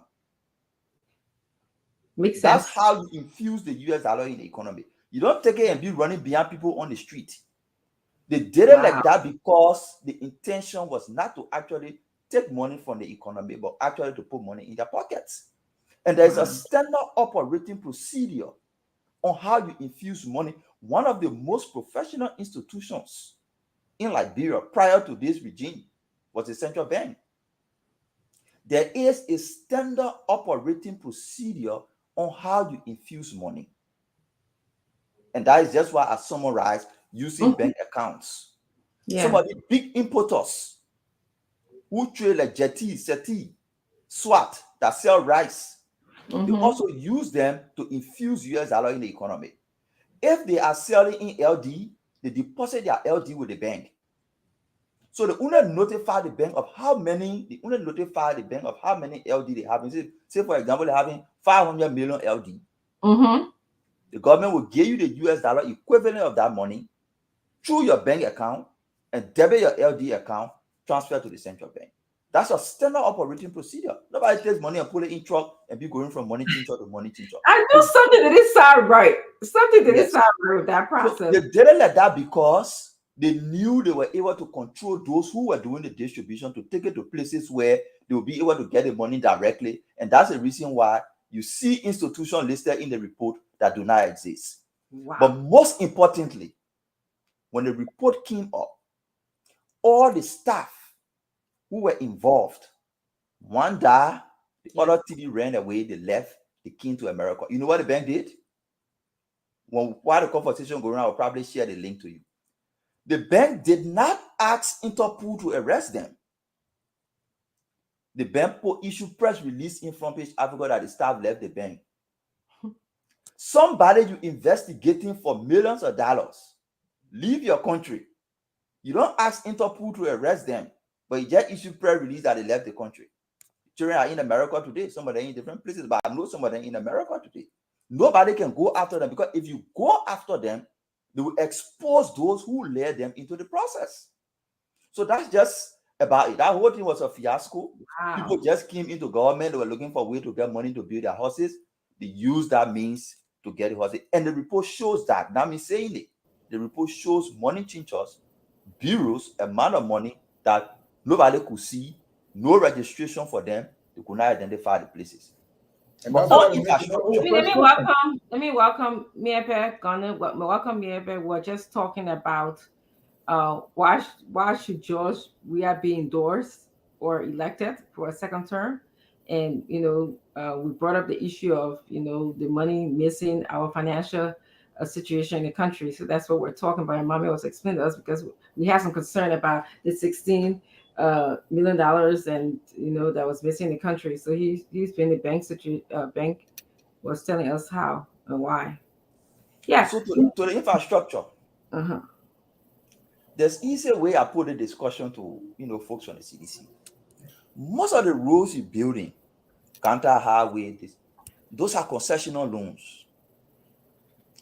Before those loans can be available, it has to be rectified by the legislature before the road can start. So let George Weah tell how many loan agreements he rectified for road construction since he became president. If you want to claim that you building a road in this NIMBA, in this place, tell us how when you rectify that agreement. But when you go to the agreement in actual, the agreement was rectified during President Salih's administration. So it tells you can take claim for them. But what I want to speak about the whole infrastructure thing, I will give you one example to know that the entire infrastructure thing running around was a ploy to extract money from the system. Here is the example. I got two examples. One is with the electricity. The other one is with the construction. But let's go to the construction. The government announced on the Executive Mansion website, is there now, that they were building 50 units at Popo Beach, and it was costing $800,000. 2-bedroom. So that 50 unit for $800,000, that's $16,000 per unit. 2-bedroom, no problem. They agree with that. 2-bedroom, $16,000 Popo Beach. On the day of the dedication of the building, the same building, the head of list announced that because of additional demands, they had to move the 50 units to 89 units. So meaning they added additional 39. Instead of the money moving from 800,000 to 1.4 million, the 89 unit cost the government $30 million. So if you divide the 89 unit by the $30 million, they're telling you a 2-bedroom unit in Popo Beach is costing $33,000 per building. For heaven's sake, 2-bedroom in Popo Beach. 2-bedroom, $33,000 for one. Talk to anybody in Popo Beach who living in that unit. Whether they feel comfortable with a government saying they spent $33,000 to build a 2-bedroom, They will tell me, just give me half of that money, I will change my life. I will build a house, I will establish a business, and I will never get poor again. So they use the infrastructure to extract money from the system. But people not taking keen attention. I followed this process because I just wanted to give an example of how they use infrastructure as a conduit to extract money from the system. 2-bedroom unit, 33,000. 89 unit, 3 million. Divided, you get 33,000 per unit. How the hell in Liberia you tell me you build 2-bedroom house for 33,000 US? That's the example I wanted to give. Yeah, that makes sense. So, in your opinion, do you think that he should be reelected? The reason why I'm supporting Gonglo for president. Because I know he failed. I know we have failed. He doesn't deserve it. But beyond that, he doesn't deserve it. We want to send an example, a message to our new leader that are coming. Mm-hmm. We want to use George Weah as an example. We say, when you come in to be president for Liberians again, know that we're not stupid. If you come and you don't perform, you start building houses, you start traveling to watch your football game, we'll treat you like George Weah. We'll not give you second term. But if you Absolutely. commit to us and you do our work, you build our schools, you provide our food, you solve our problem, that's the only way we'll give you second term. That is the message we want to send. Thank you. Yeah. Yes. Yes. Thank you. Miape, is there anything that you'd like to add to this discussion? Thank you, Dr. Chinwe, and I'll say good afternoon to my panel guests, my panelists. Brother Mambe, you've been away for a while. It looks like forever, you see. And Brother Gibson, and to our lawyer followers of the Spoon Network, I would say good evening to all of you home and abroad. It's always a pleasure to be on here discussing about the future of our country, and especially during these crucial times. Yeah, listen to you, Dr. Richardson. I think you actually meant to say giving cause for reasons why he will not be or he should not be re-elected. And our brother outlined it, perfectly, the neglect of our people, um, in terms of those things that matter to them. You see, the president seems detached from the presidency and the governance of our country. You have they talk about the rules, substandard rules, and even the priority of places where the roads have been built. It all tells you that there is no thought into it. They fight that our the children of our country have been neglected. There has been a proliferation of drugs. We saw a travesty of justice when it came to the prosecution of those responsible for it. They will always say these people disappear, they ran away, as Mame said. So with the money changers or the people at the bank, they disappear. People escape justice through this means. And he has made a case for himself, actually, to not be re-elected. And this is why our people are resolved. We are not bitter. We have been silent for many years of his regime to give him an opportunity to self-correct. He has shown us that he has no commitment to correct his wrong because he hasn't even acknowledged that there are things that have gone wrong. He kept the same cabinet, which shows he reposed confidence in the work that they have done, and they too have done nothing for the people of Liberia. All we see is a select few running the country at the detriment of our people.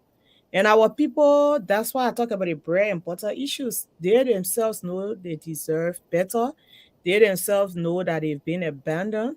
You have people who are, working class Liberians turning into beggars, people who never begged before. They are out there now begging. People, which it demoralizes them. People don't want to be always begging people, can you send me $50? If things are working, these people will be able to take care of themselves, take care of their children. And this is why I know they're resolved, and I continue to encourage them to stand on their resolve and come October for a new leader in the person of Ambassador Joseph Yuma Boyka, a man with that relevant experience, a man with that character, the man who is committed to bringing our country together so we start business, in a meaningful way. So I'm happy to be here. I'm in line with all of you panelists. This government has done no good for our country. And as we go towards the campaign, and the official opening of the campaign, that will be tomorrow.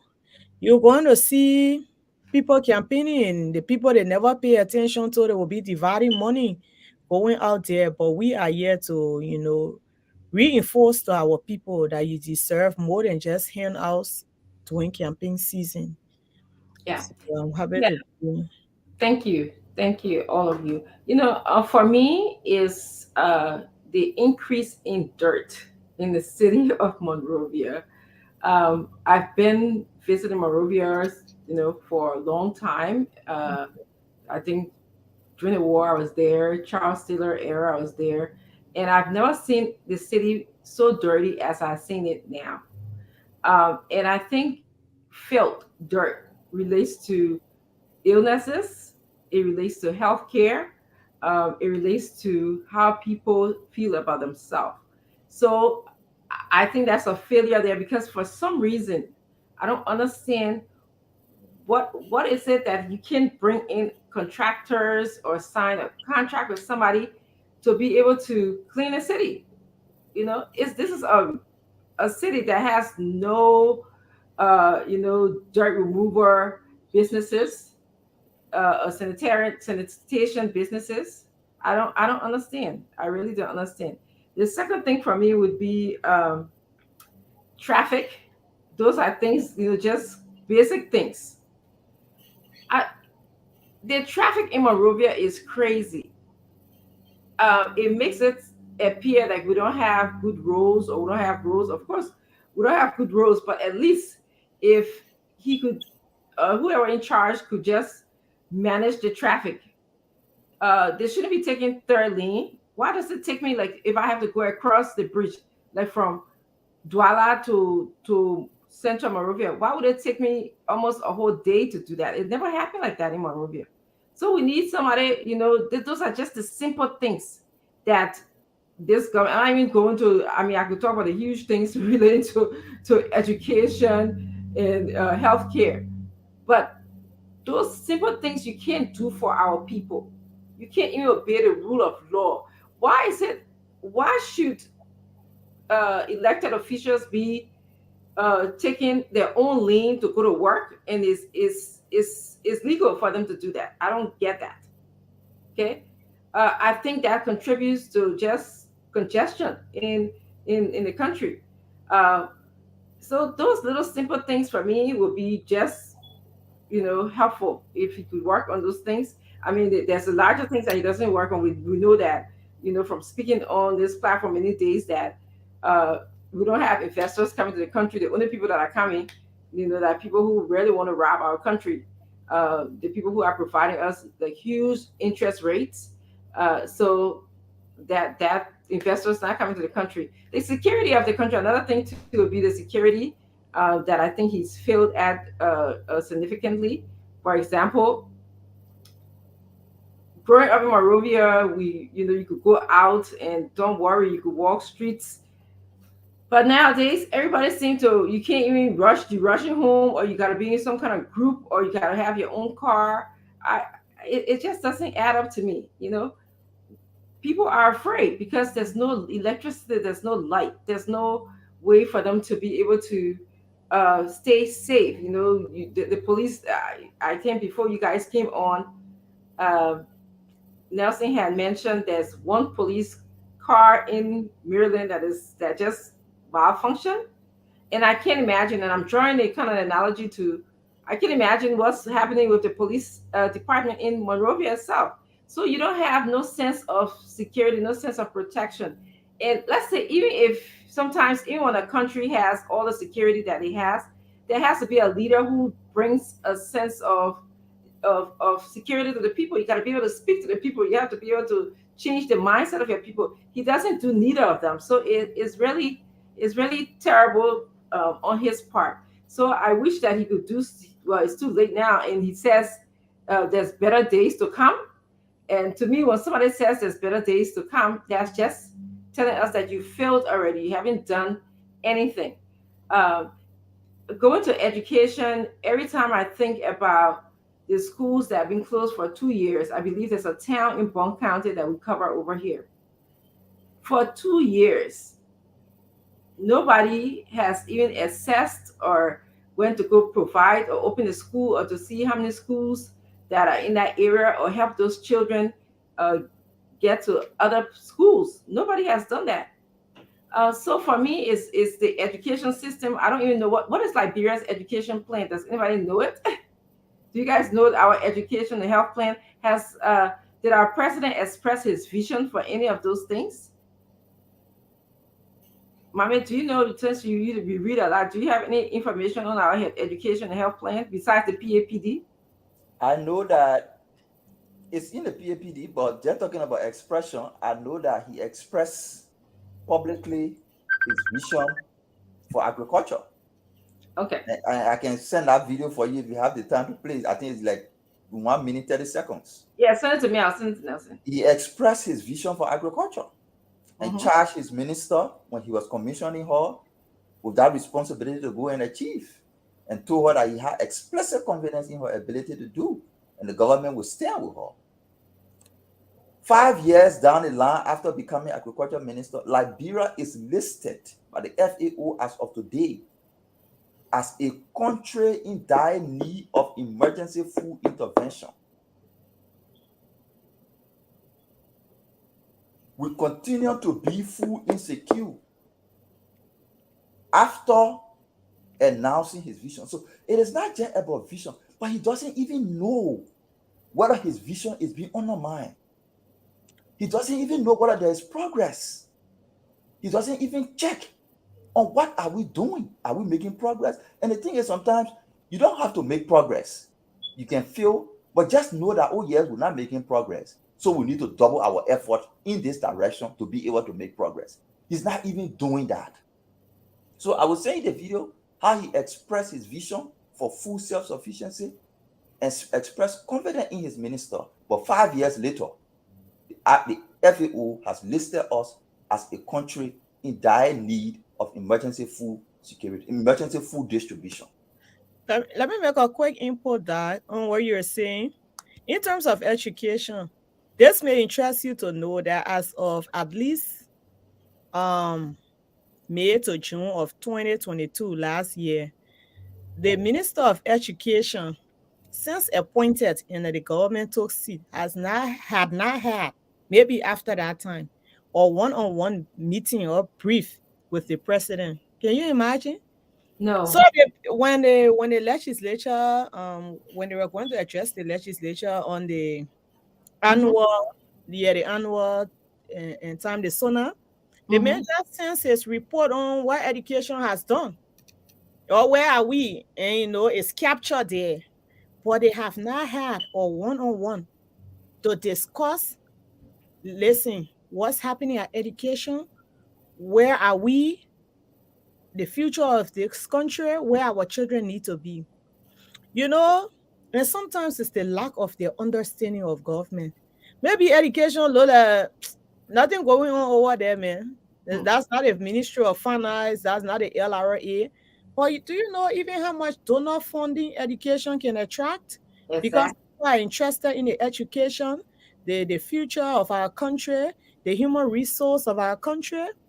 But I challenge the Minister of Education to tell you when he had a one-on-one, work meeting with the president where he was able to explain where we are. So our schools are not being, our especially our public schools are not being catered to. You got private schools, the tuition skyrocketing. Parents have to struggle just because they want their children to be educated. Yeah. That's where we find ourselves today. Yeah. And I'm so surprised, Mayor, because I think something like education would be the key interest of his, because we're talking about the future of our country. And, I just don't know. That'll be something I'll be talking about. I'll be having press conferences about, I think in the average person, like I'm nobody, well, I'm somebody, but but I'm not in terms of governance, but you don't hear any of that. No, you started out saying like there's been an increase in the children in the streets. There were 3,000 children in the streets, and you can feel it. I can see it when I go to Morovia.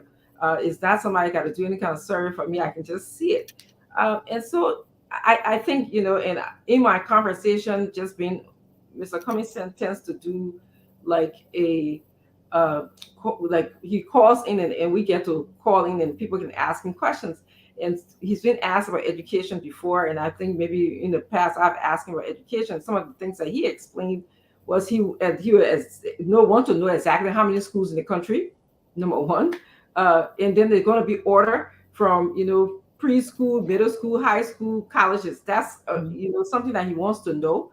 Then it's going to be also, we know that it's just bad. So he's going to look at how much donor money coming to this country and how is it divided to these schools, providing why. Dr. Francine, look at the children in the street you talk about selling planting chips, Mhm, matches. You know what amazes me? I will see these kids in the street and you can't really even see the market is selling. Somebody got 3 matches, plastic with matches in it. Somebody got, 5 planting chips, 3 popcorn. But the Ministry of Education, the Ministry of Gender, the Ministry of Justice should come together to enforce, protect these children, and ensure and enforce they're being in school. mhm. What is happening? I'm telling you, there's not an age of children you used to see selling where they were 15, they were 14. You see children that car school miss. You see them like 5 years old. As young, they look like that. Maybe they're malnourished, but they look like they're even 8 years old. Mhm. So it's not just even the Ministry of Education, but the Ministry of Gender, the Ministry of Justice. They should Sure. be partners working together to ensure that these children are not at a very young age already in the informal employment space and selling to raise money for families to survive. That they Yes. should be in the classroom doing school hours. Yes. So it Those is kids it's are our frightening. future generation. Those Yes. kids, Hmm? Liberia, if they're not in school and they don't get educated or taken care of, who's going to take care of the country? And then From what? who's going to even protect your own children who are in school? Because Exactly. they say, JFK say, if you cannot protect the many who are poor, you cannot help the many who are poor, you will not protect the few that are rich. You stay there in a space and you send your children to the, international schools. They're in the big fence, you have light. And, I admire to also have that standard of living in Liberia. But the civilization of a society is not exclusive. It cannot be just because it exists in your fence. It has to be holistic. So if you sit there and you're able to afford to send your kids to the $6,000, the $7,000 school, and they're in a neighborhood with many kids who are selling planting chip, who are just playing soccer around, who are not able to go to school, guess what? Years later, unfortunately, some of those children get hooked on drugs. Some of those children become armed robbers. Where are they going to rob? You could lose your children. That's Look right. at what happened to Lucky Dube. His own people, they didn't Yes. know who he was. Correct. So your own children, you will not be able to protect them. We should be able to cater to all these children. Everybody may not have the same standard, but a basic standard where they're able to be in school doing school hours, learning to read, learning to write, because it is the future of our country. Definitely, definitely. And so I think, and I'm going to let you guys come in. I wanted to just say one more thing, and I'll let Jerry come in and then Mami will come in.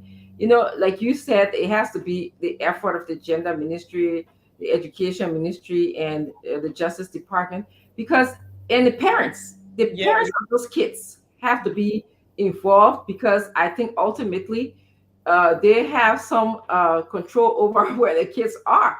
Wow, I think they should be even held responsible to a certain extent. So I think including them will be helpful. Yeah. Yes, and Dr. Richardson, that's where the justice ministry come in, because there are parents who say, my children are helping me to survive, just like you die. Your parents may be older now. You chip in every now and then. So Mm-hmm. those people, they were some of them in the rock culture, they are breaking rocks, women. And by your age, they already their body tired. Yeah, yeah. They expect their children to help them. That's some of the reason people have children, to break the rock and help to sell it, because they still have a lot of energy.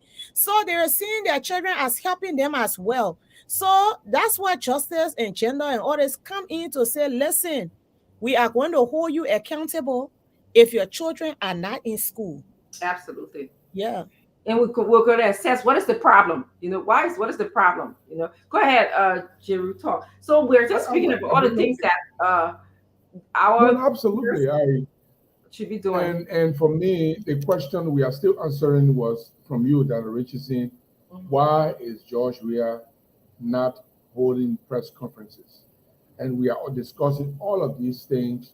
These are things that the journalists are interested in finding out what what he is doing. People dying in the country, the precarious security situation. Your own auditors have been killed. The government has exerted no effort to go after the killers of these people. In fact, at one point in time, President George Weah through I'm not even condemned and disdainfully talk about two of the victims as people who were doing their loving business and then they got killed. That a president, somebody is killed and found on Broad Street, and he said their girlfriend they put killed. And so, okay, what happened to that? If a girlfriend they kill girlfriend, does it mean that you cannot go after them? We talk about the $16 billion that got missing, and today we don't know what happened to it. We talk about the $25 million that was distributed. There's something I want to show. Maybe I want to read for Liberian people. The Globe newspaper published something very interesting. George Weah lobby, tried to lobby with the United States, and they have a bunch of lobbyists, and it said, and the Globe Newspaper report reported, it said Liberia, one of the poorest countries in the world, continually spends around 3,301,000 in foreign lobbying fees per year. 3 million, 3.3 million is what George Weah was spending per year. Just recently, the lobbyists themselves, they canceled that project, they canceled that contract. They didn't want to do it anymore because it was the US government began to see it like money laundering. But here is what Samuel Twer said. Those are things that Joshua don't want to answer to. Here's what Samuel Twer said. Samuel Twer said, oh God, these guys are really.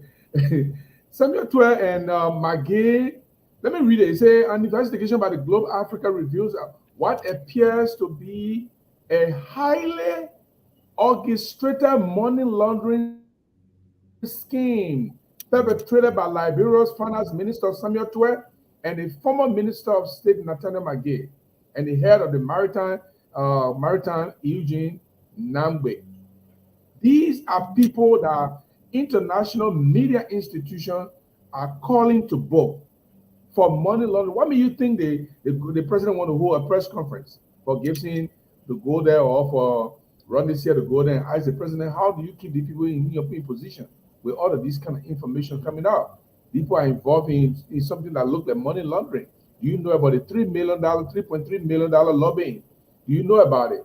He doesn't want to answer this question. Look, this is the highest level of presidential arrogance that we are seeing in the George Weah government. Or even Charles Taylor, who was considered dictator or whatever, anybody can describe him.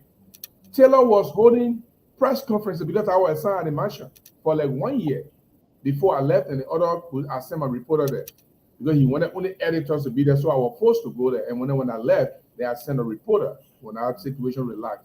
Taylor was hosting meeting, press conference every month, and Taylor with all the questions he had to answer. Some of the time you say, look, I take my blame, I'm sorry, I put Liberian put through this and stuff like that. That is the way people do it. But President George Weah feels he doesn't hold anybody explanation. He goes in the church and gossip and throw jabs at people and arrogantly address issue in the church with people in the church clapping. This is the most apathy of governance, good governance that we are seeing in this era. And I tell you, if you are listening to us and you took your valuable vote and cast it for George Weah, you will be held responsible for those who are dying from drugs every day. Your hands will be in the blood of those people who are dying from drugs every day. You will be responsible for the pillaging of the Liberian coffers by hoolans and gangsters who, I just read something.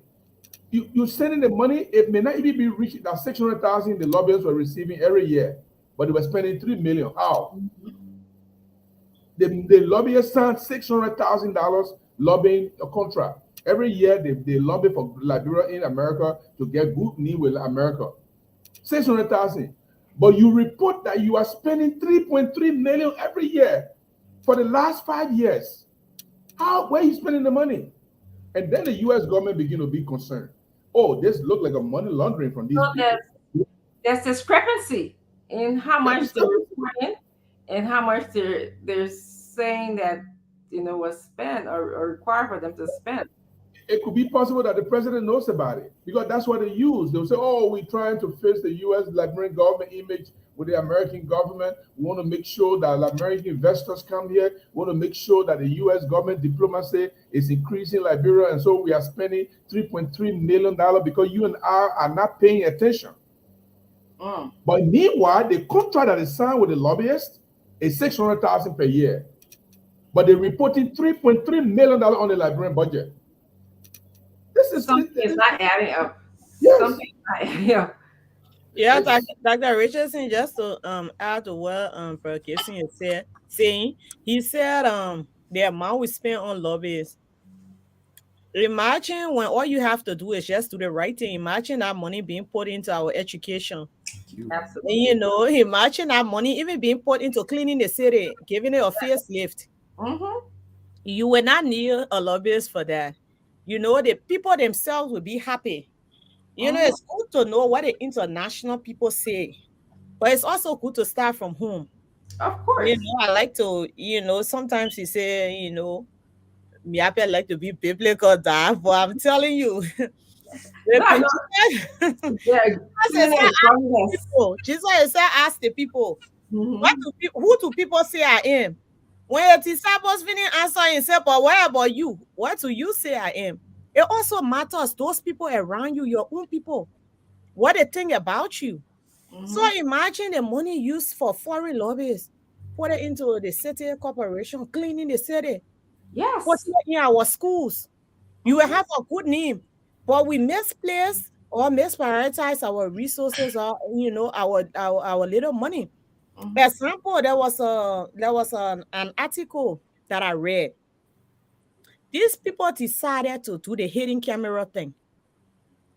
In which city? New York. Mambe, you will be surprised. They say what the city of New York gets from hosting the UN General Assembly.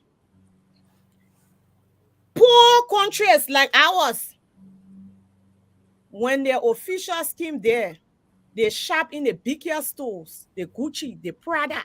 Wow. And when they noticed the camera were on them in a certain store, they wanted to hide. They said the reporter started asking them, "Man, where are you from?"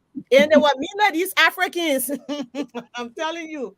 So, where are you from? Some of them, they are shop $20,000 bag. Stores are expensive. Yeah. So they come to New York. They just the things that people saying passing through their ears, and they are shopping. They bring money. They come to beg for money. They come from poor countries. They stay at the biggest hotels, presidential suites in New York. When you look at the cost to go there, yet we are begging. So it's our priority, as Brother Gibson says, our priority. We Mm-hmm. take money, we spend it on foreign lobbyists without doing anything for our people.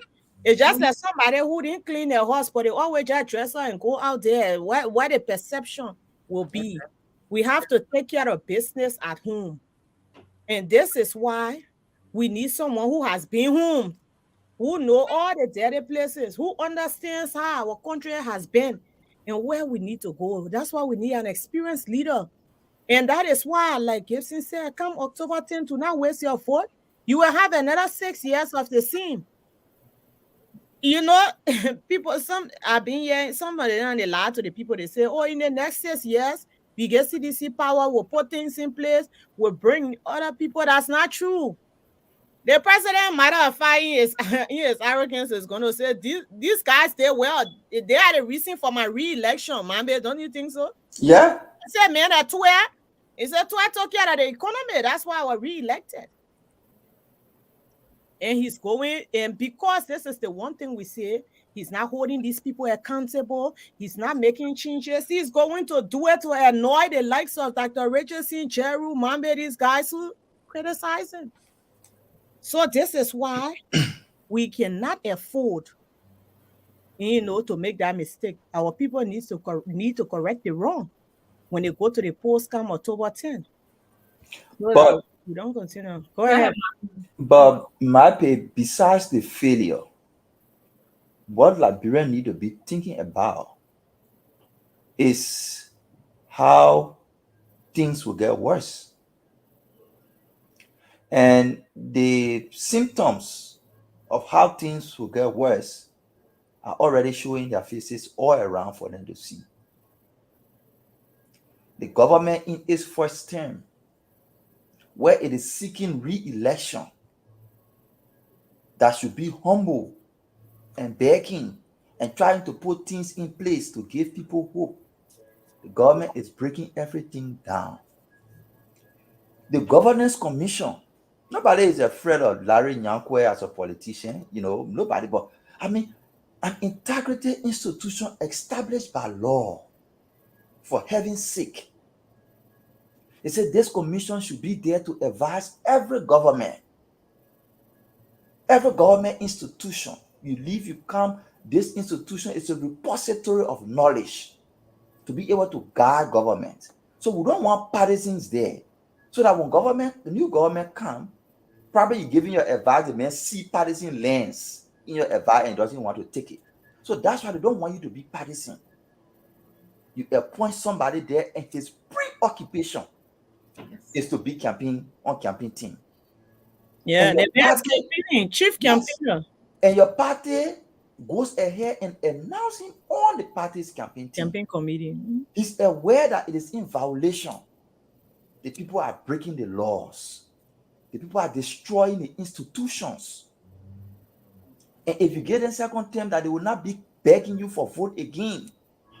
Georgia will not be asking you for vote again. We finished. What do you think he will do? Samuel Twe doing the Monserrato senatorial election, there's an infamous video, and I say video of Samuel Twe.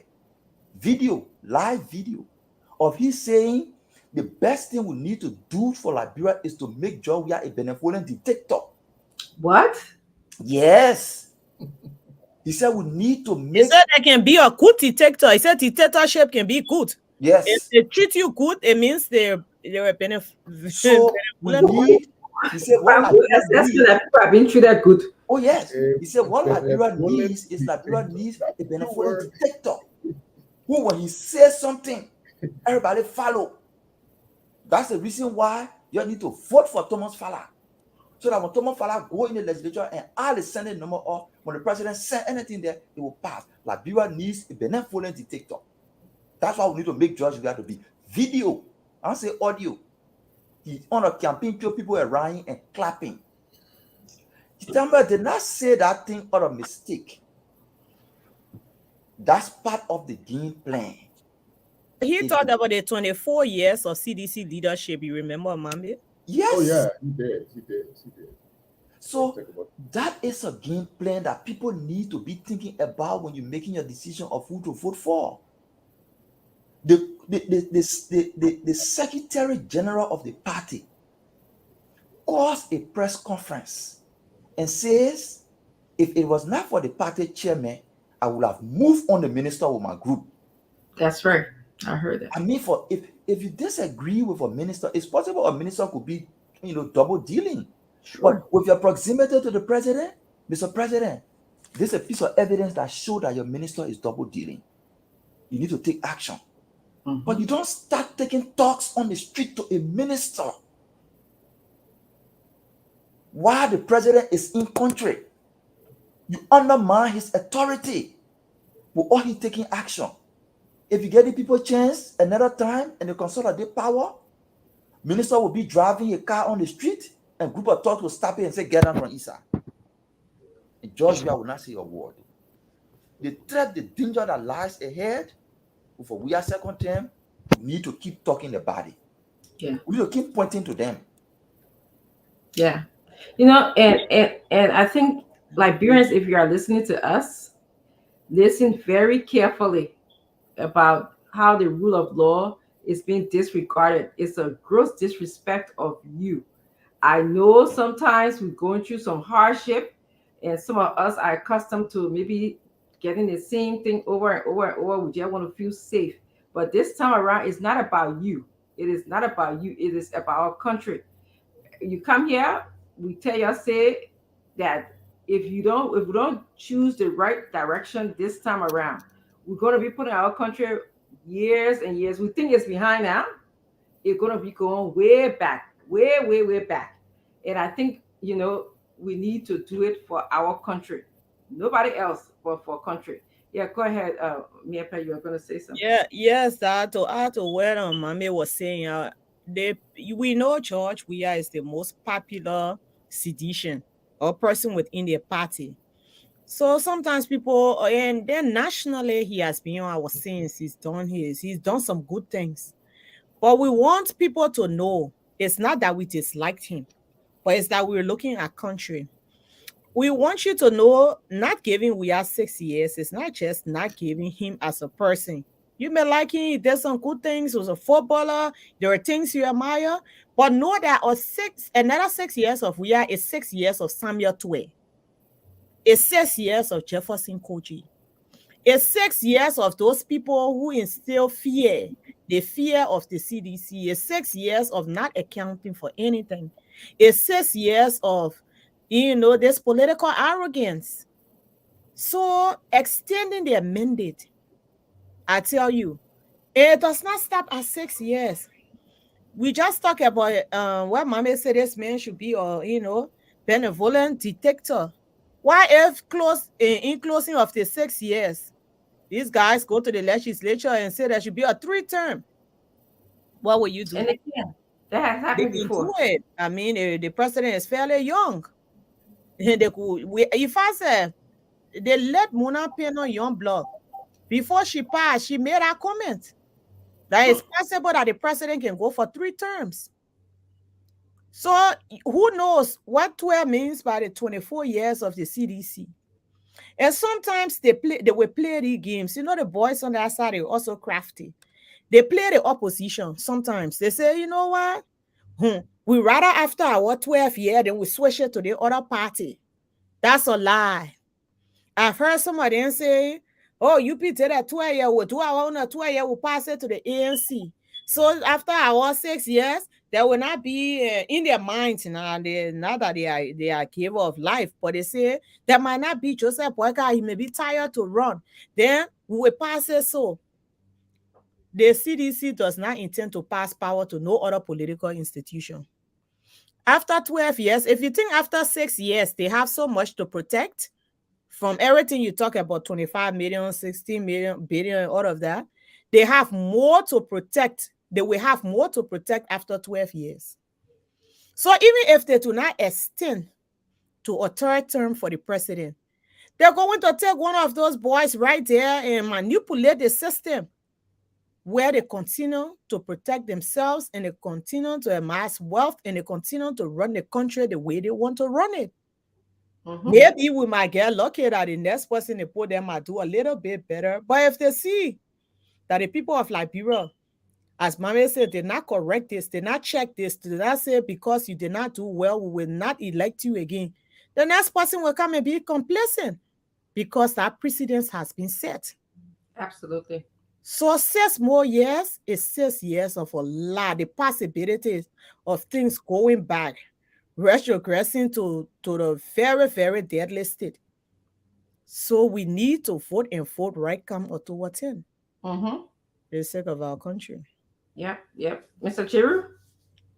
Yeah, before I speak, I want to crack a joke here.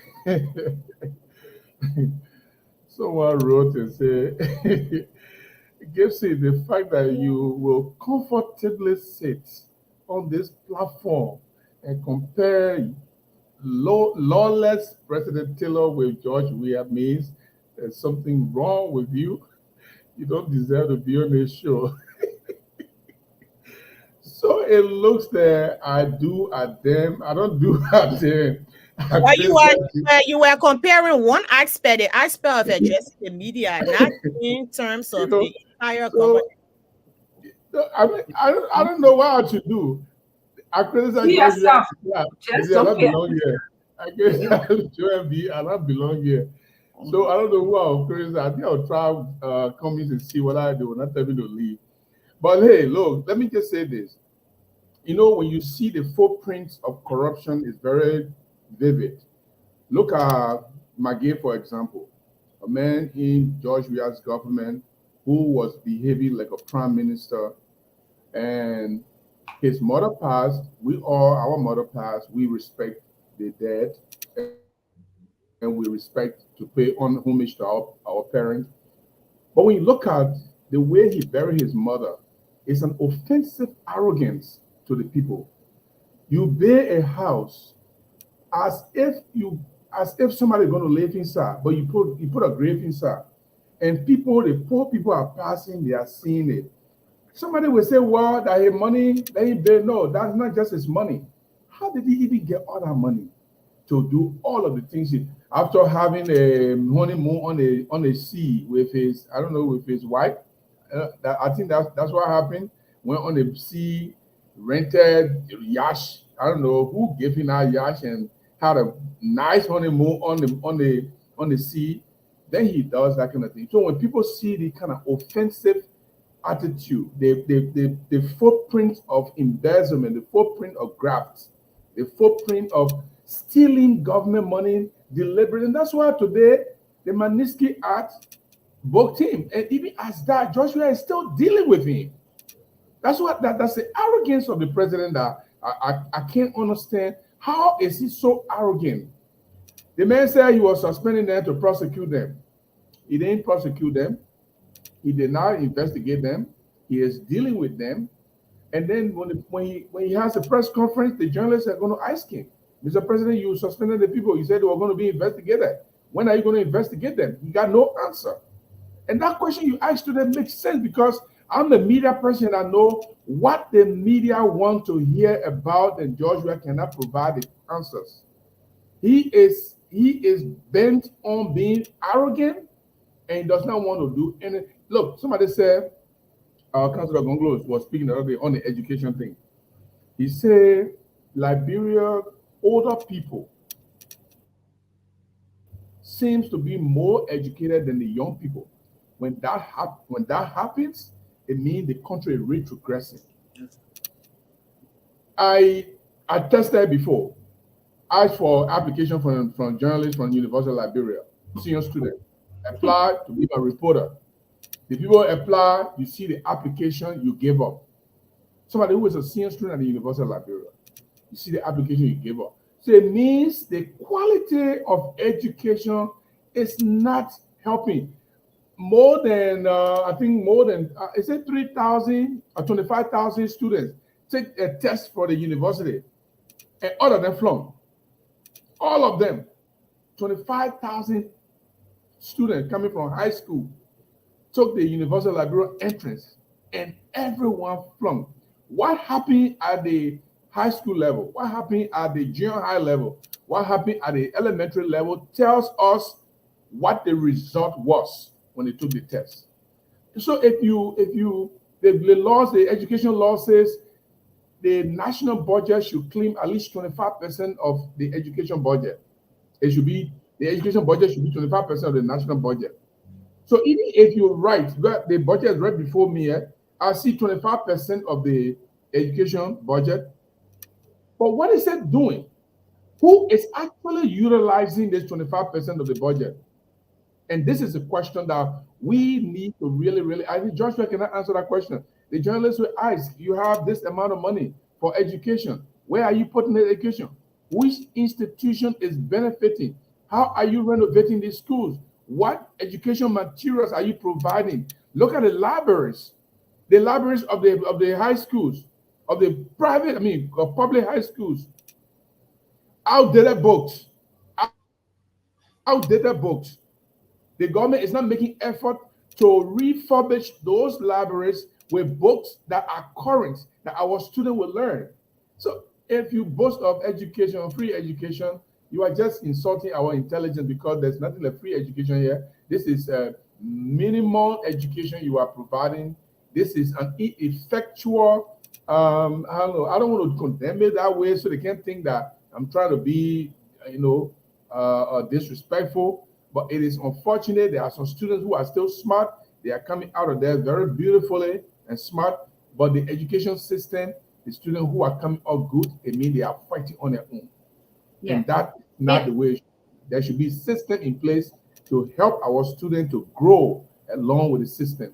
mhm. And the reason why I want to focus, or I'm focusing on, the small things like cleanliness, and traffic, because I think that how a person see their surrounding is how they will behave. So I think that, for example, they have a policy, or they used to have a policy during Ellen's government where they would clean up the city every Saturday or so. Again, that has to be reestablished, put in place where they can clean up the city. The city, when you get outside of Monrovia, before you begin to see, oh my goodness, there are clean places in Liberia. But to have like garbage all over the place, in especially Central City and other parts of the country, it is just insane. To me, that would be one of the first, because cleanliness is close to godliness, and it makes you think about how you feel about yourself, the mindset of our people. I really will focus on the cleaning, and of course the big things like education, healthcare, the infrastructure. When I look at the MCC card, because the MCC money received the last time was the money that helped build up Mount Coffee. We, we feel many aspects of the MCC card. And one of the things we feel, well, what you guys are talking about, government effectiveness. To me, when you disregard the citizens of Liberia, you are by either uh, acting like some kind of dictator or disobeying some of the laws. Some of the laws that's supposed to strengthen our country, the anti-corruption laws, is completely being disobeyed. So if you do that, you just don't respect the Liberian people. It's only about self-interest and greed. And one thing I know, which I talked about yesterday, when people taste power and greed, especially people who uh, were not used to it before, or people who got big eyes, because there are some people, you just content. And again, it's how you are raised. It doesn't matter. You can see other things, if you are disciplined, to not take other things from people, you would do that. But if people just see things and they feel like, I got money here, the bank here, I have access to the bank, I can tell people to bring me $50,000, to bring $50,000 for me, and continuously, then it will be hard to move those people from power. So I think Liberians, we need to think about ways in which all of us can benefit from the resources of our country, not just a few. At this point, we see a few people in our country benefiting from the resources of our country, whether it's donor money, whether it's money that we're getting from, taxes, or whether it's money that we're getting from our natural resources. Only a few people. Okay, there's a huge gap between the haves and the have-nots in our country, and it shouldn't be that way at all. It really shouldn't be that way. The government, October 10th, you are supposed to be hiring people. Those people are supposed to work for you, not the other way around. You know. Sorry, guys, my grandson calling me. Let me Go ahead. ask a general question here. Why is Yeah. George we are going for re-election? What could be the reason for it? Oh, yes. I think one of the reasons will be that first, the Constitution allows him. He Mm-hmm. enjoys the presidency, Okay. enjoys the power. So the people around him enjoy the protection, and most of them are secure. Like we said, the cabinet has remained the way it is. So even Yes. he himself, if he's tired, they're going to say, Chief, we can do it. We're doing a good job. Don't mind this.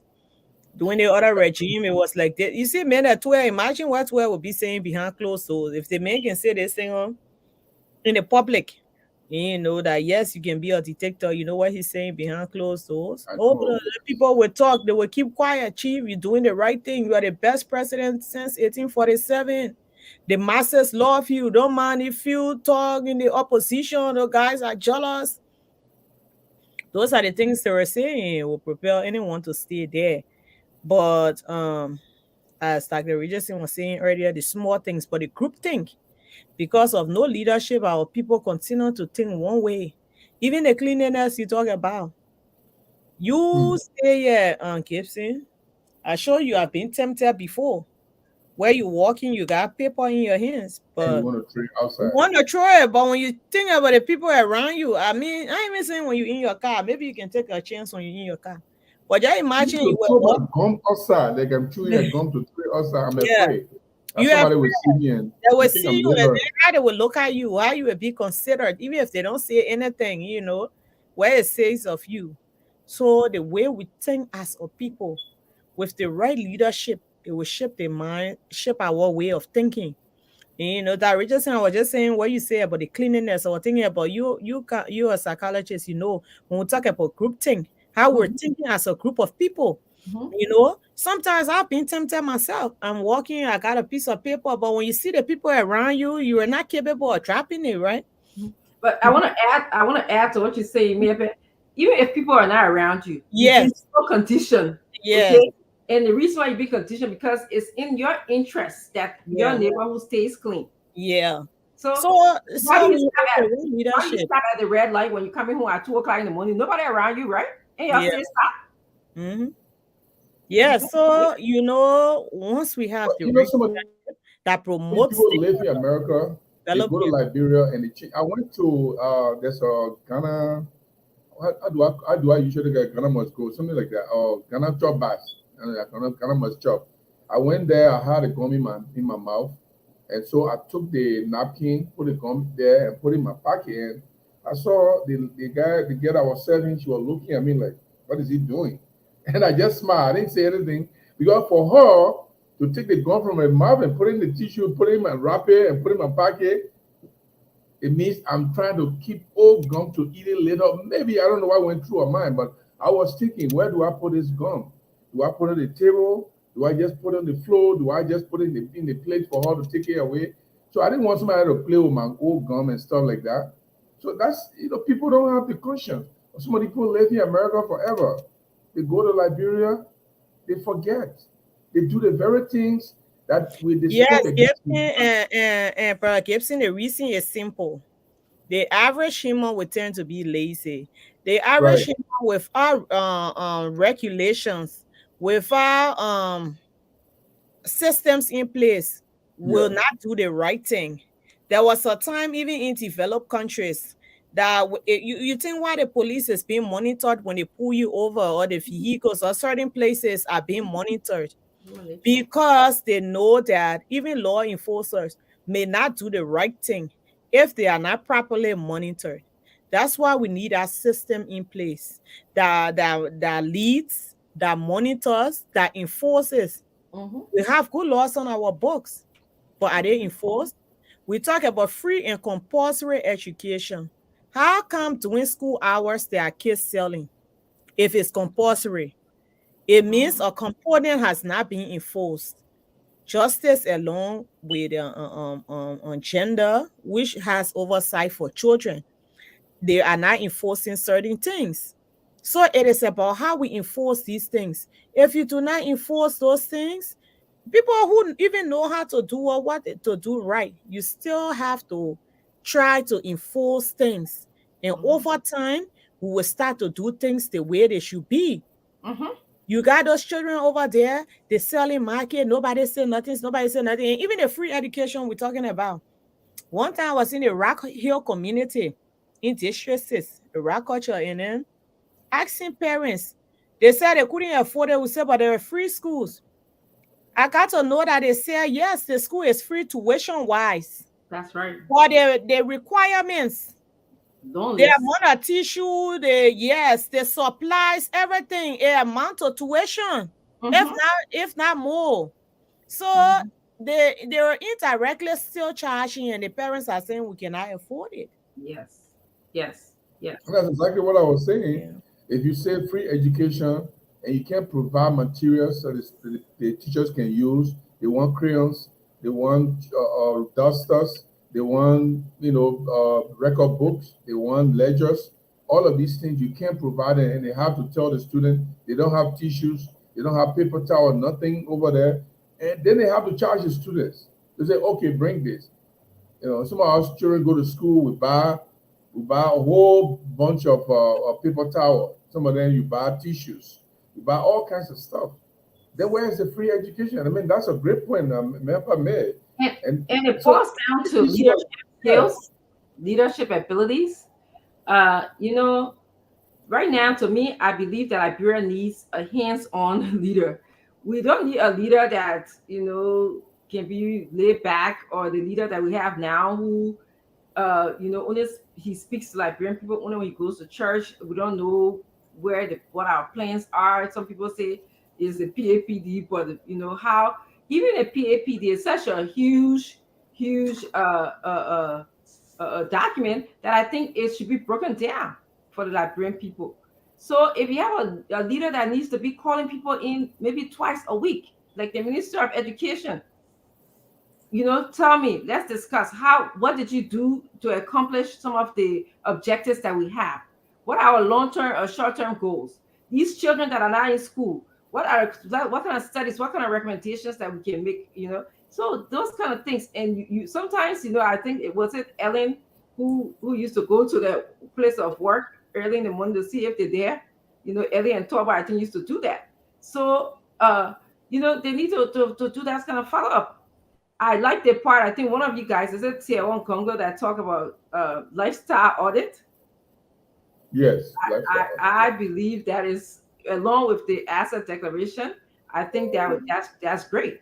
That in fact, I think that's what the LSCC should be using now. I think I heard they used it for certain people. One time they were doing a report, and it's easy. Just go on some of the people on their Facebook pages. You see, the way they're living, the way they write, the way they do everything, they'll tell you right there. And then you can follow from that. Let But, me yes. Go ahead, Mommy. let me say something on the chart. Children selling in the street. Some of us grew up in humble families. We experience what some of these kids are experiencing. Yes, it is true that they are reckless parents. Some people just born the children and leave them and turn their backs. They want to enjoy themselves, so the children have to go and live. The children have to go and live with somebody so that they can enjoy themselves, and the person just exploit the children. That's reality. But in most instances, people who send their children on the street do not want to send their children on the street. They do not feel happy. I'm giving you life experience. They'll be sending you on the street and like crying, I beg you, I hold your foot. I'm going to sell on the side, so just go on the side, I beg you. Sometimes you go, when you come back, after 30 minutes, say, just sit down. They're not doing it because they're happy. They don't want to do it. But certain condition has pushed them to do what they're doing. So enforcement mechanism, taking them from the street will not work. I was in Liberia, there was a task force, and I criticized that task force properly. There was a task force President Salih set up with Mary Bra and Grace Kwan. And they said they were taking children from the street. They would drive the pickup, they see the children, they take the market and put it in the pickup boy and carry the children. Say you're wasting your time. There is a leaking bucket, and you keep putting water, no water will remain there. You can open the greater faucet, water will not remain there. Yes. There are fundamental social economic issues causing those children to be in the street that if you don't address, You can take them from there and put them in jail 10 times, they will come back. Mhm. So let's address the poverty issue. Let's address the income issues. Let's create jobs for the people to do. Yes. And it's not difficult. It's not difficult. Look, it's not difficult for Liberia to create jobs for these people to do. It's not difficult for Liberia to reduce economic burden on families. One of the things Councillor Gongo is talking about on how to reduce burden. We said many times and think critically how to solve Liberia's problem. One of the things to reduce burden, income burden, at the bare minimum for families, that Councillor Gongo is considering as one of the key policies action to take when he becomes president is parents are constrained to pay rent in that place for 1 year. That's true. You must pay your 1 year rent before you can enter the house. That's a requirement. Suppose we reduce it to paying for just 6 months. You sign a 1 year agreement with the landlord, but by government regulation, because government own tax, they collecting it on a monthly basis. Government not collecting tax on anybody in 5 years, 3 years, except there is special arrangement between you and the government to pay tax in advance.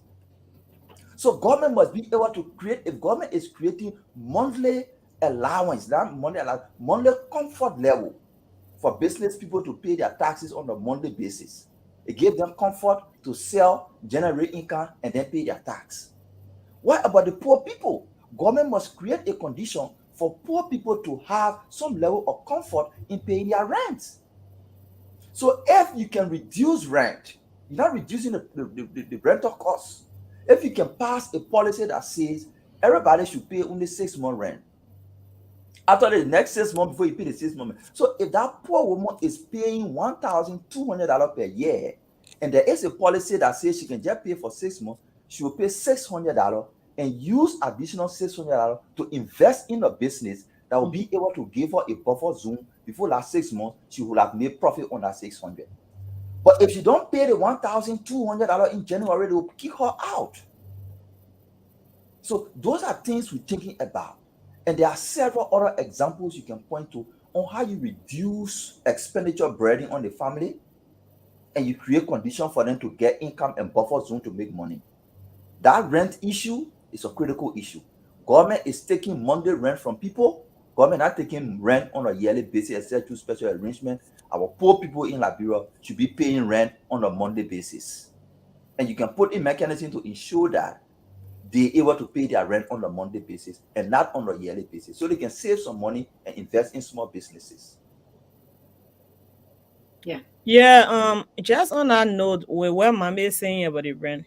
But before I talk about the rent, we're saying the same thing when I talk about these children selling to help their parents.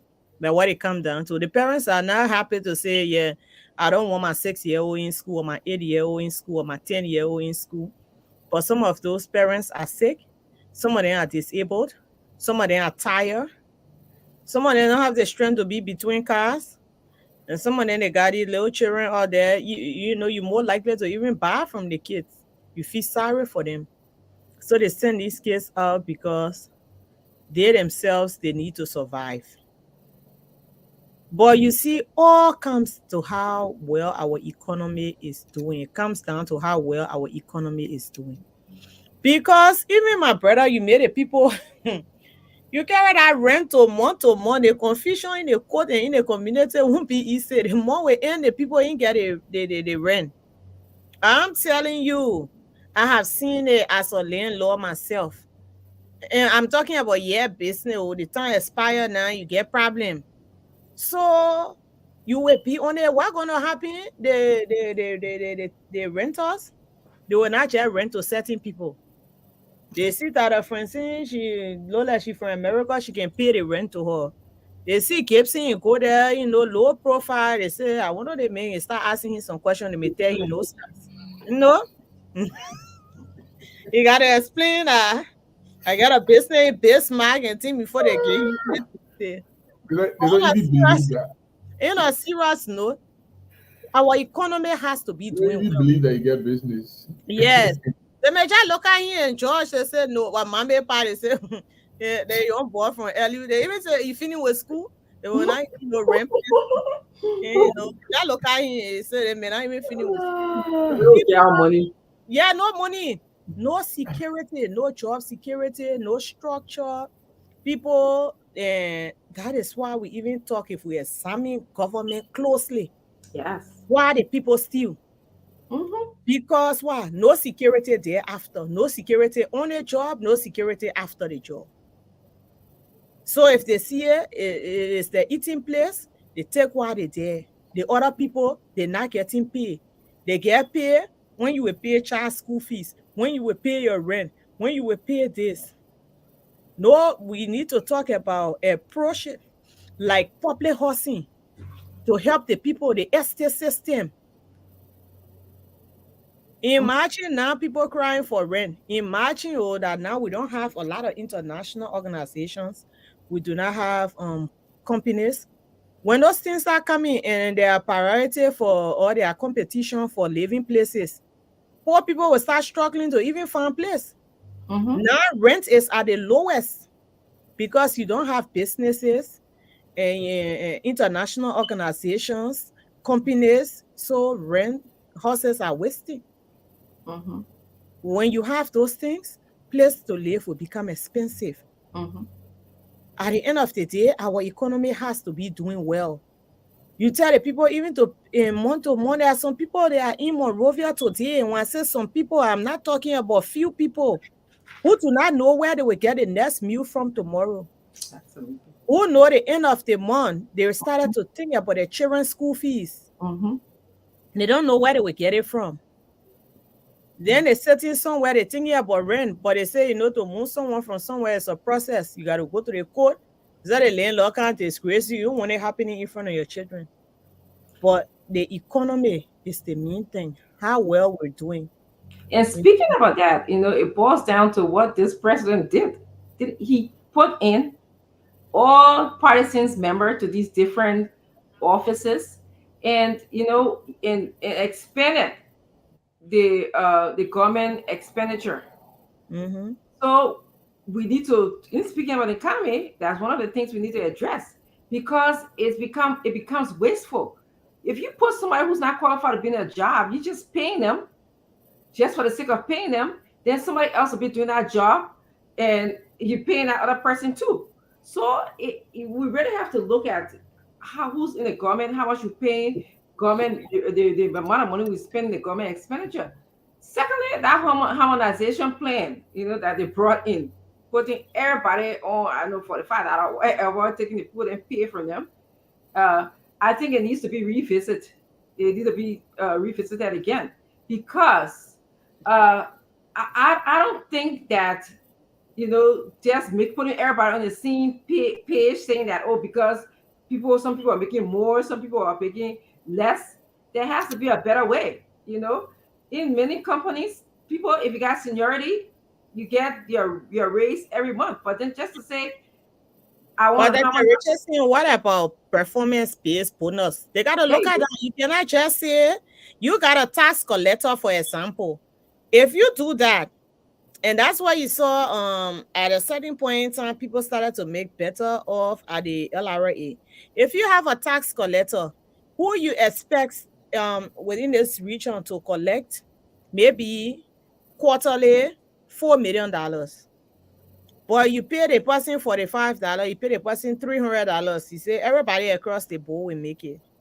Then you get someone in another agency who's not collecting taxes or is not bringing in revenue. And you pay the person that same thing. What's going to happen to that person? That I person will wouldn't call that. compromise. The Yeah, person is going to compromise. They are coming in touch with and people who they are coming in that's close the money. contact with people who owe government money. They Mm-hmm. will compromise. So a business person who wants to exploit the situation can say, you know what? I owe government 100,000. What about we enter this deal? I give you 20, 30,000, and we do the paper like this. What do you think gonna happen? Do you agree? It's not the right thing to do, but Miles Eaton says sometimes when the survival of man is threatened, ethics become secondary. It's The true. person is there thinking about their family. Mm-hmm. So when you have people in a sensitive role, I am for paying people on performance issue. When you I have people in those critical roles, they're raising revenue, they were bringing it. There's nothing wrong with paying them good. yes. And I just say everybody across the road. Some people they sit into the ministry all day, they sit there, they ready 3 o'clock, they leave. Then you Mm-hmm. got someone on the field collecting taxes. You got somebody out there working on compliance to make sure people are doing the right thing.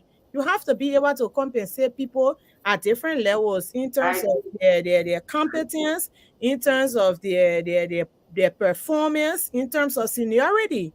And the interesting thing about it, and I don't know how true this is too, I believe I had a conversation with a government official high, like high up there, and they told me that the reason why they brought harmonization because it was imposed on them by the international organization because they were not going to be able to get loan. They applied for some kind of loan, and the people said, "Well, you guys have to do something to save money because it's according to them, the harmonization save money, save them money." Yes, So what happened? I think one thing the harmonization did, you have to understand, you had a civil service. The civil service were already struggling with the weight, the burden. Then you get a government come that wants to take a partisan approach. So sometimes they will not just fire everybody. They start to yes, what? Hire. So exactly. the way to do it, to be able to balance it, is to cut salaries and divide it around. Correct. That's one But, way. so And they say they were I think supposed to. I that's don't know where I if wanted to make my comment on. Yeah. That's why I want to make my comment on what Managono said. Well, uh, people not employing people on the basis of competence. They employ Yeah. you because you they pass. have either they got a party lineage or they have relationship with you, brother, cousin, girlfriend, sister, brother, something like that, and they bring you in. So they're not going to demand high quality job from you. You know, she said, if you want to employ people for us in this country, if I were employing a CNA, I would pay you more than the DSP because the DSP don't have the kind of training that you Mhm. have. If I'm employing a nurse, I'm paying you more. In fact, like we pay the nurse more than the hospital that is here. They pay their nurses 35. We pay our nurses $50. So if you do that, you demand high quality from them. You demand from them functionality, productivity, and but in the situation where I bring all my brother and my sister and they are working, even when they do wrong thing, I will not dismiss them, and it become a burden, and that's what Exactly. happening in Liberia. It's waste and Yeah, the harmonization, in my view, the harmonization should have served a useful purpose. If you want to do a harmonization, say okay, Ellen brought people some who are making 15,000, while Councilor Gonglo are making 1,005. Other people are making 10,000. Other people are making 7,000. Okay, so if Joshua comes in with a good purpose and say we will not be able to pay the other people 15,000 because we don't have the international support. That's great. But then what about the civil servant? Because you pay even anybody 5,000 at the higher level, the civil servant they were getting $150. How did it come to $45? So I mean that is because they had 10 people in this department, they had job to do. They brought another 20 people, they added in there. Three people doing one job, no result. One person doing that job, but three people are in that department. I walk into finance ministry and I'm like, what is this here? I'm look at what is this? You walk in there, you have people who are standing right outside, they want to help you. They oh gee, I'll help you. I will do your paperwork. Okay, where's your office? Where's your desk? Then they carry you to another person who will help you. Then the other person will carry you to another person who will help you before you reach the main person who will put hand on our paper. It is just not good. Partisan employment, payroll padding. This is what destroy the ministry. This is what destroy the government payroll. And because of that, the government reduces the pay.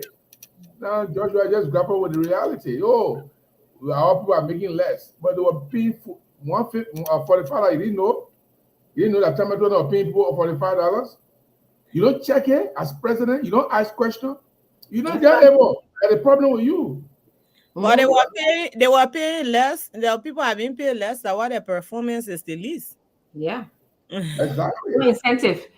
So mommy, go ahead and then we'll do our closing, and because it's 6:50, then we'll do Yeah, our we can just we can just close. I yes, will wrap it close. up in it. Mm-hmm. Yeah, I will close on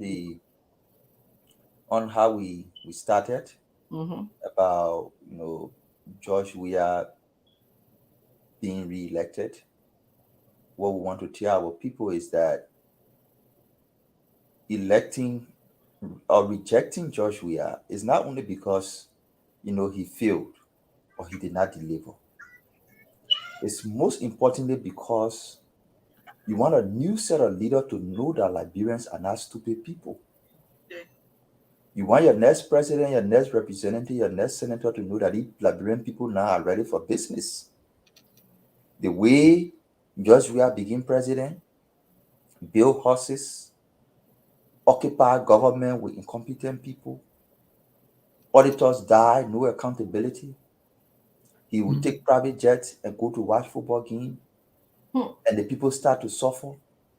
So the way he did that, and Liberians responded to him with a no vote. When I become president, when I become senator, or when I become representative, I better do good for them, or else they will get me out. That is the message your vote no to George Weah will be sending to your next leaders. If you vote yes for Weah, the next leader can say, but George Weah king, yeah, he kicked the people all around and they still voted for him. I have to probably pay my horses. I have to enjoy myself because technically that's what the people want. And during campaign time, I can carry rest to them. I can give motorbikes to the chief, and I know the strategy already. They will vote for me. That is the message you don't want to send. You don't want to send a message that Liberian people are so petite that you can suffer them for 5 years, and during campaign time, you give them motorbike and rest and they vote for you. You don't want your next set of leader to get that message.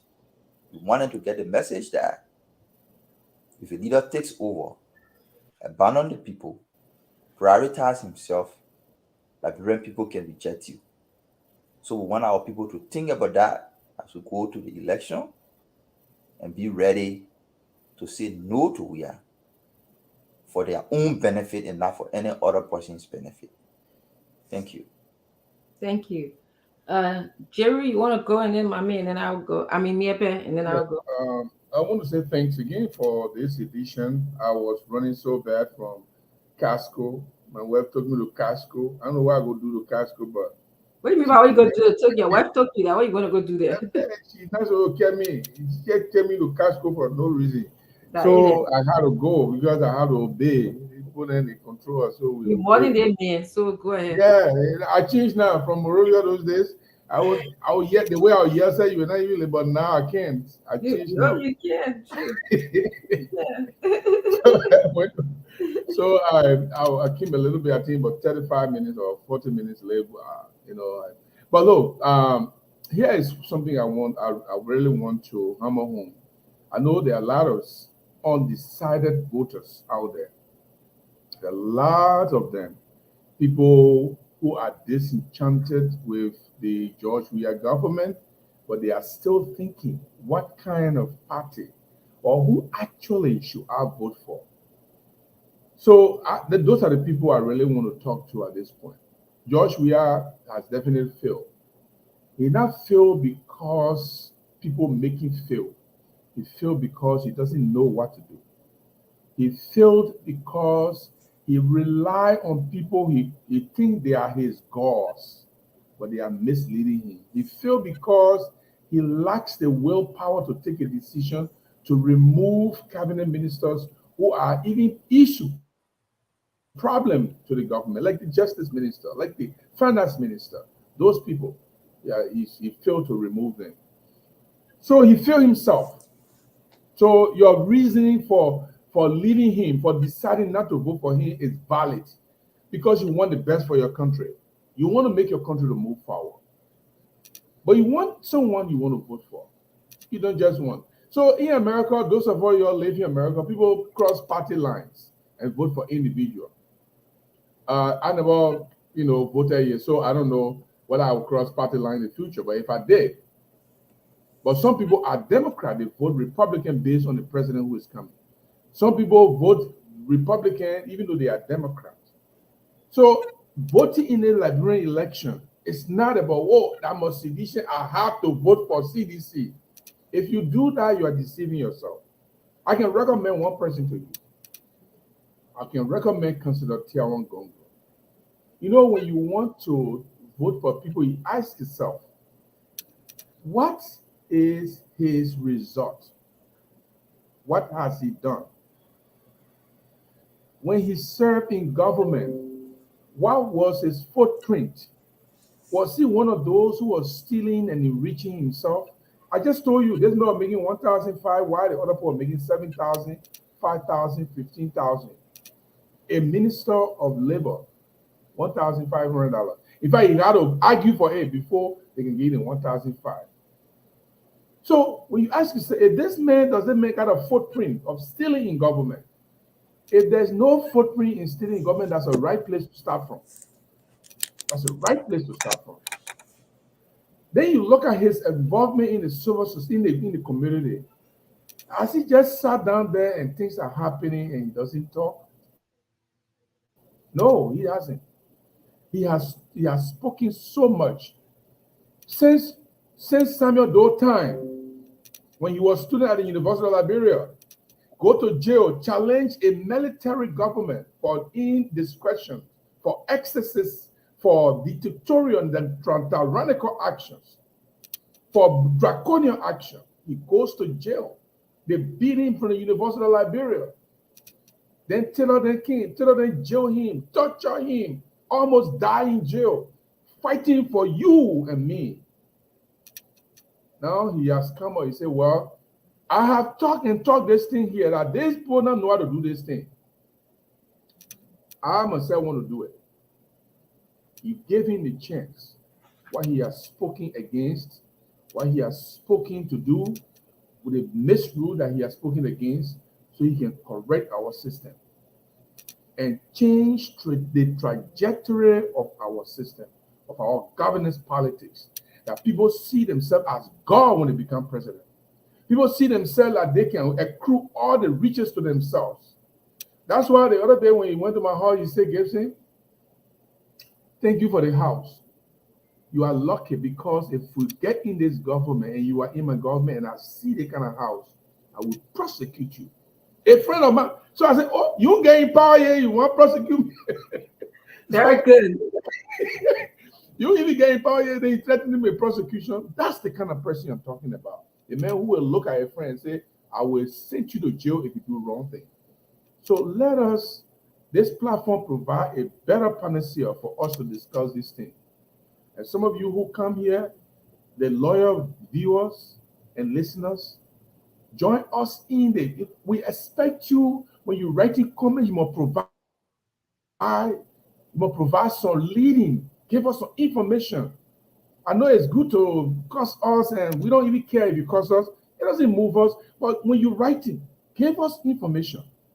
Provide information. Challenge our ideas. Because cursing us will not change the trajectory of the discussion. But if you are helping us to give us information, to provide some of the tips and facts that we don't have, we can look there and say, oh, man, let's go to these people here. Let's go to the comments and get some lesson from there.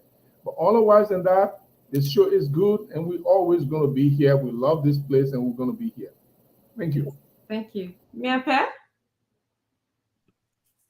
Thank you very much. Thank you to the panel, and thank you to all of our loyal viewers and listeners. Despite the struggles we have had as a platform, you've always turned on and continue to make Spoon rank number one in our country. We appreciate that. We are Today's the eve of the opening of the national campaigns in Liberia. It's a very exciting time for us, but it's also a very crucial time. It's the reason why we come here every day to talk to the people of Liberia, that be mindful, you're about to make a decision and history will record your judgment. What you will do, posterity will judge you. You know how you have been living. You know the future of your country. You know the Liberia you want for yourself. We are underperforming in the sub-region amongst our neighbors, countries that once looked to us for inspiration, that once sent people. There were a time I heard that diplomats will come from other African countries to learn diplomacy in Liberia, to learn from our protocol people, to come to people will come to the Liberian College as it was called at that time to get sound education. And today where we are, we need to buckle up and do better and seek our rightful place in the community of nations. This can only be done with a changed leadership. I come today to remind you of an astute statesman, a person who has had over 30 years to 40 years of government experience under his belt, who have served under different leaders, who have seen our country at different times in history, who can safely say, with all we've been through as a people, this is where we need to start. Somebody who understands the game and someone who is willing to work with all Liberians to build a better future for our country. So I want you to get ready and campaign for number two. You know the number. I've been seeing a lot of people posting number two, number two, number two, number two. Campaign for number two. Subsequently, vote for number two. The Honorable Joseph Yima Boyka and Jeremiah Pankun, they have the ability, they stand the greatest chance. We have other fine leaders in the race. We know that. But as we lead the polls, give more energy to removing that the CDC-led government, and the way to do so is to vote an experienced leader who is set to change our country. Vote number two, campaign number two. As you go out there tomorrow at the start of the campaign, just go out there and show what you want to see in your country. Show the support for change. We may not have money. Yes, we will not be able to compete with an incumbent government, but we have the hope of the Liberian people. We have the courage of the Liberian people. We have the resolve of the Liberian people. We have the mandate of the Liberian people who want to change their country for the better. So get in the campaign spirit. Print your own t-shirts. Don't worry about those motorbikes, those t-shirts, that yard clothes. Go out there and say, I will do it for my country. I have seen a lot of young people who work in the banks, who have their jobs, they're in the middle class, who are saying that day we're going to be pool washers. We're going to wash our vote. They reach out and say, oh, I don't need your pay. The bank is not open today. I'm going to be a pool washer. This job is not open today. I'm going to work out there to ensure that our votes are protected. Take that spirit of nationalism, that spirit of patriotism, and campaign. You just wear anything green you have. You just take the green leaves and show it to the people and say, for once, it is not about money. It is about our country. We may not have money. We have the resolve to put a leader who will pick up the pieces and together we'll build a new country or a new society for ourselves. And at the end of the day, I want to say to all our brothers and sisters in the opposition, we are humbled to lead the opposition's effort, to be the number one, the foremost runner in the opposition. We are willing to work with all of you if there be a need in the second round. We have to do it for our country. If not now, then when? And if not us as a generation, then who? So as campaign open tomorrow, I wish a peaceful display out there across political lines. I wish our people come up in the numbers and express their support for change in our country. And as always, I will tell you my number is 2. Remember, the train is going. There is a lot of room. And when the train even arrives, there still will be a lot of room. We have credibility for inclusion in our father's J&B mansion. There are many rooms. I'm telling you, come on board, my people. If it were not so, I would not be telling you. Thank you and have a good night. I I don't wish that's what I want coming. I saw it coming. I do, which is good, which is good. Um, I want to speak to Liberians today. And I'm going to tie in something that Mia says a lot. She talks about identity politics. And you elected George Weah because you identify with him. You saw him as somebody who cared about you. You saw him as somebody who will get into power and look behind to say, I came from XYZ, so I will support the people that I came from. But it didn't turn out that way. It didn't turn out that way. Many times it does happen that way because when we move forward, we're supposed to help the people that we left behind. But in this case, Liberians, it didn't happen that way. We spoke here today to you that he got into power and thought about himself, became greedy, power hungry, and never looked back at those people that are in Nukutan or those people that are in Singa or those people that are in Douala. So today, I'm asking you to take a different look at our country. Don't do it for yourself. Don't look at our country. In fact, wherever you are, tomorrow when you get up, just go outside and look at the Liberia that we live in. Do not do it because of you. Do it because of the children or your unborn children. We need a change in our country. We can no longer vote because you like somebody, because you thought somebody was going to look back at you, because you identify with that person, because of popularity, because this person got the numbers. We cannot do that in our country anymore. And I'm telling you I'm talking to you from the greatest country that like numbers business in terms of democracy and voting. But I'm telling my people, I beg you, we're not there yet. And Liberia will get there. I have strong hope, not during my generation, but I know that we'll get there. We'll get to the place where our democracy will be to the point where we can say we're voting for popularity reasons. But right now, we have to vote for better reasons, for the pocketbook reasons, for your stomach reason, for your children reason, for a clean Monrovia reason. That's what we have to vote for. And to do that, we need a new leadership. We need a leader like Mr. Alexander Cummings that you know him. Mr. Cummings grew up in Monrovia, and then later on, in later years, he came to the United States to study. And the advantage that Mr. Cummings has, that he brings to the table, is the ability to live in two systems. And I've used this analogy with you before. I told you this before. When you live in Wiyala, you come to Monrovia, there are two different systems. In Wiyala, you get up in the morning, you go to the creek, you get your water.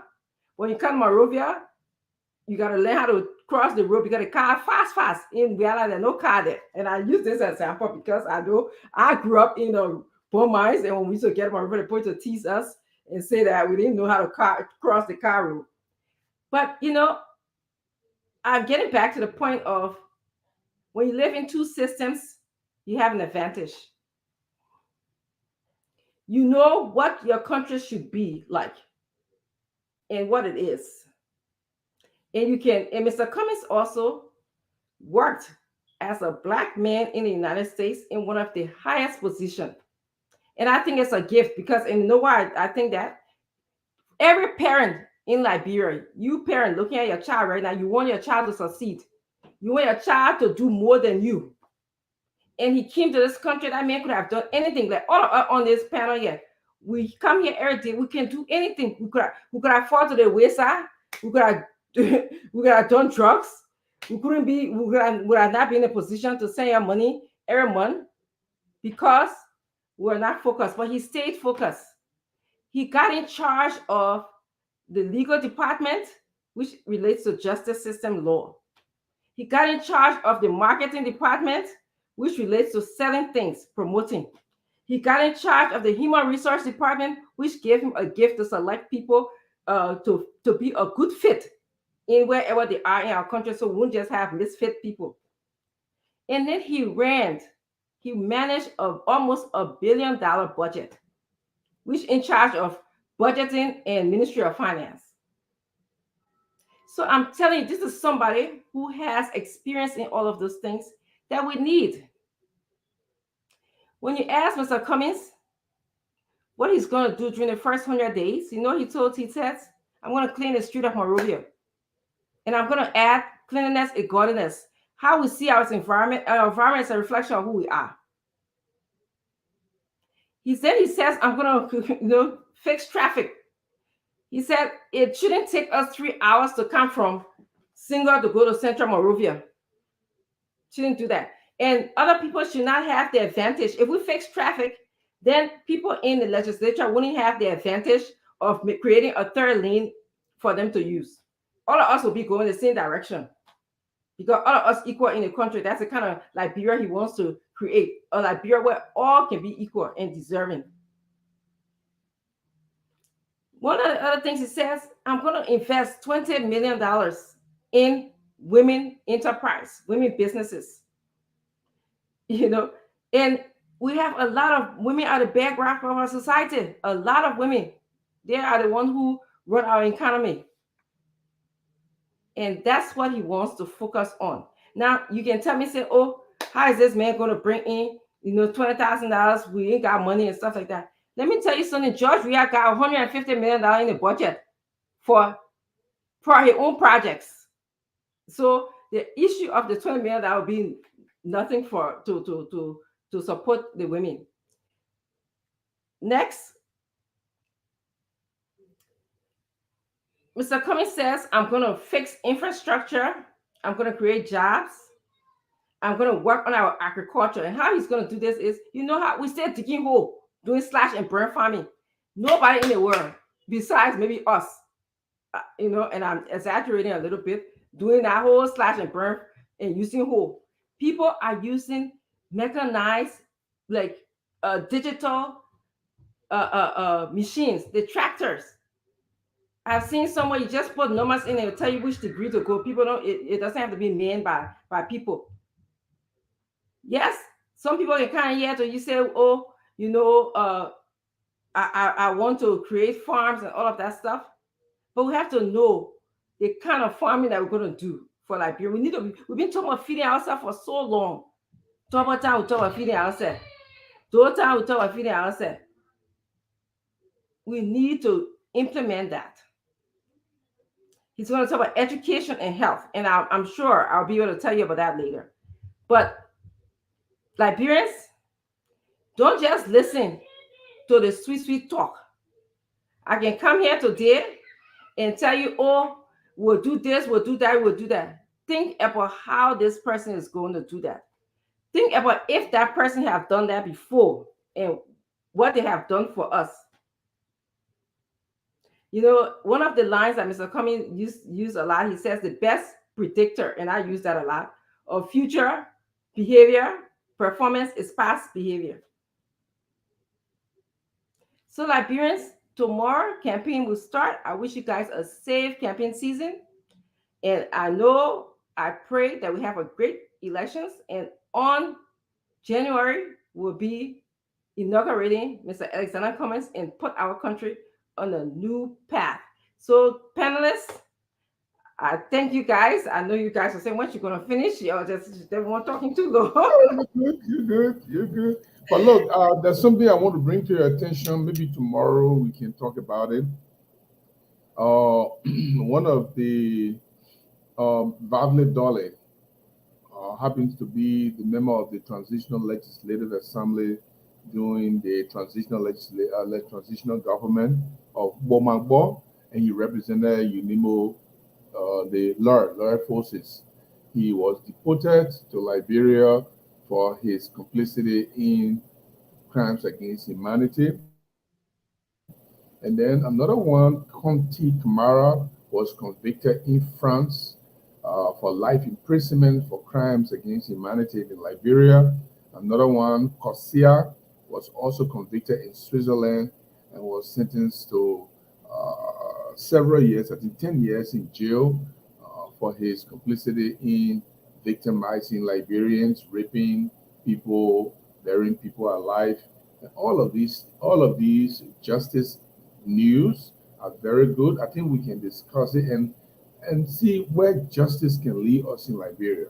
When other countries are punishing people who kill randomly in our country, they are being investigated. They are being sent to court. And George Bulley was one of those who was arrested and detained, and judgment against him for his group's mayhem against innocent civilians. So I think since we have a lot of them being convicted, for me, I want to see if we can discuss how it impacts our justice system. Can Liberia ever muster the courage to take the decision that will bring a closure to our situation? Either we don't do anything or we do something and close this thing once Sure. for all. Sure. And that will only happen under the right leadership. So we're open to discussing it, but Yeah, thank you, like that said, I agree with you. Right leadership, yes. under the I right agree. leadership. So let Sure. us go. We will be monitoring tomorrow as the campaign kicks up. And that I think that why our discussion will be centered around. We want to see. Gibson, will you be there? Are you traveling tonight? I'm leaving in September. Oh, okay.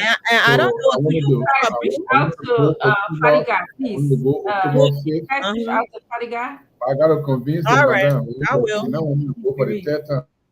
He is So okay. I, Will reach I have some out. convincing to do. Okay. And I think tomorrow that we should bring some things as we start the campaign and identify with our political I groupings know we're green. here. I don't know if Gibson or Mambe has a broom. I want to see their brooms tomorrow. Okay. The symbol of What my broom? the I Congo go campaign. yeah, my broom. I Yeah. go down Oh, there. so you have ban on your broom? Your stand up bearer always carry the broom. So I know that I Richardson tomorrow she I will like bring I'm that. I something. like I'm that. coming with my CPP. I got You t-shirt. coming with something to represent the two systems? Are you bringing out something that I will. symbolizes I will represent. I will bring one old I like this guy. computer. and one laptop? It was because I was at a digital. I where the world going right now. The two systems. Yeah. So. Yeah. Yeah, Seriously. they go smart. They put a campaign during the rainy season. Only Georgia get money to go in the leeward counties. I It's Yes. know. smart, It's Bro, very. that thing been like that for long, It's man. been like that for long. We can't put it on them, But but I man, think. I but think it I needs don't to believe kind of it's change been the a school lot for system long because like that's really what we say inclusive. the yes. problems are. And we can't solve the problem. And About continue to 6 months it's raining bad. You only need you only need a leader that is not selfish to say, okay, I agree that my term exactly. is supposed to end this time, but because of the issue, once you can have one leader to agree to adjust his standing forward to conduct election, then we can solve that problem. Mm. But we need Or to or revisit fix the and tell roads. you to 4 years because That's now correct. you 6 years. see when you talk about elections coming, what do you see? You see a lot of protests being done.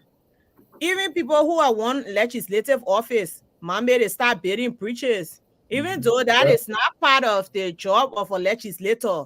But they start to fix roads in their weak ways, bring red dye, they try to do. So imagine all the projects you see going on now. Let's just look at the legislative level, people who want to be lawmakers. Imagine if you had a project going on every 2 years or every 4 years. You don't think it would benefit the people? But some people have to wait for 9 years before they Oh start to do yes. project. Before they can start to Some do people have something. to wait for 6 years. So when we reduce Honestly, you guys are bringing new topics, so I gotta go. yeah, when you reduce the tenure, we might Yeah, Yeah, see. but I agree I with see that. you I guys agree with tomorrow. that. I Yeah, agree with that. Okay, bye I mean, bye. it's a testimony of how we enjoy Liberia and we care about Liberia. So, but yeah. anyway, we'll see, guys. Nelson, I beg you. I Hey, mean, Dr. Francine, you eh, got busted. The people say you are an uncovered JMB supporter. You are yeah, wearing I green. heard them talking about. At the I heard E, them you talking are about wearing green. green.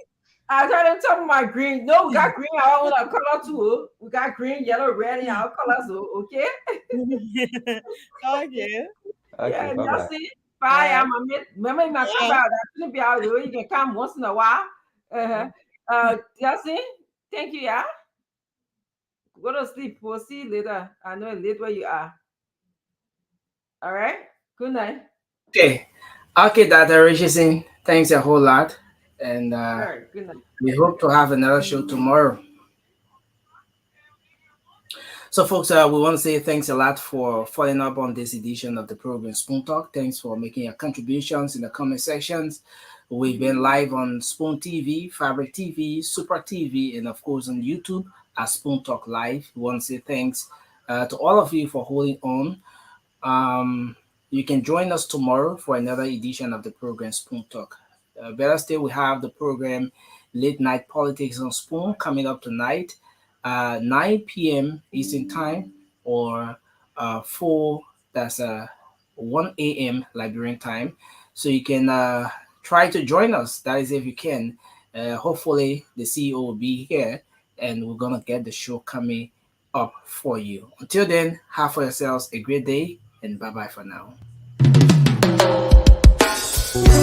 Yes, I, a special one from the CEO, stand coming with the spoon. And your boy, Friday the Southern Band, charges on the beat. To the spoon.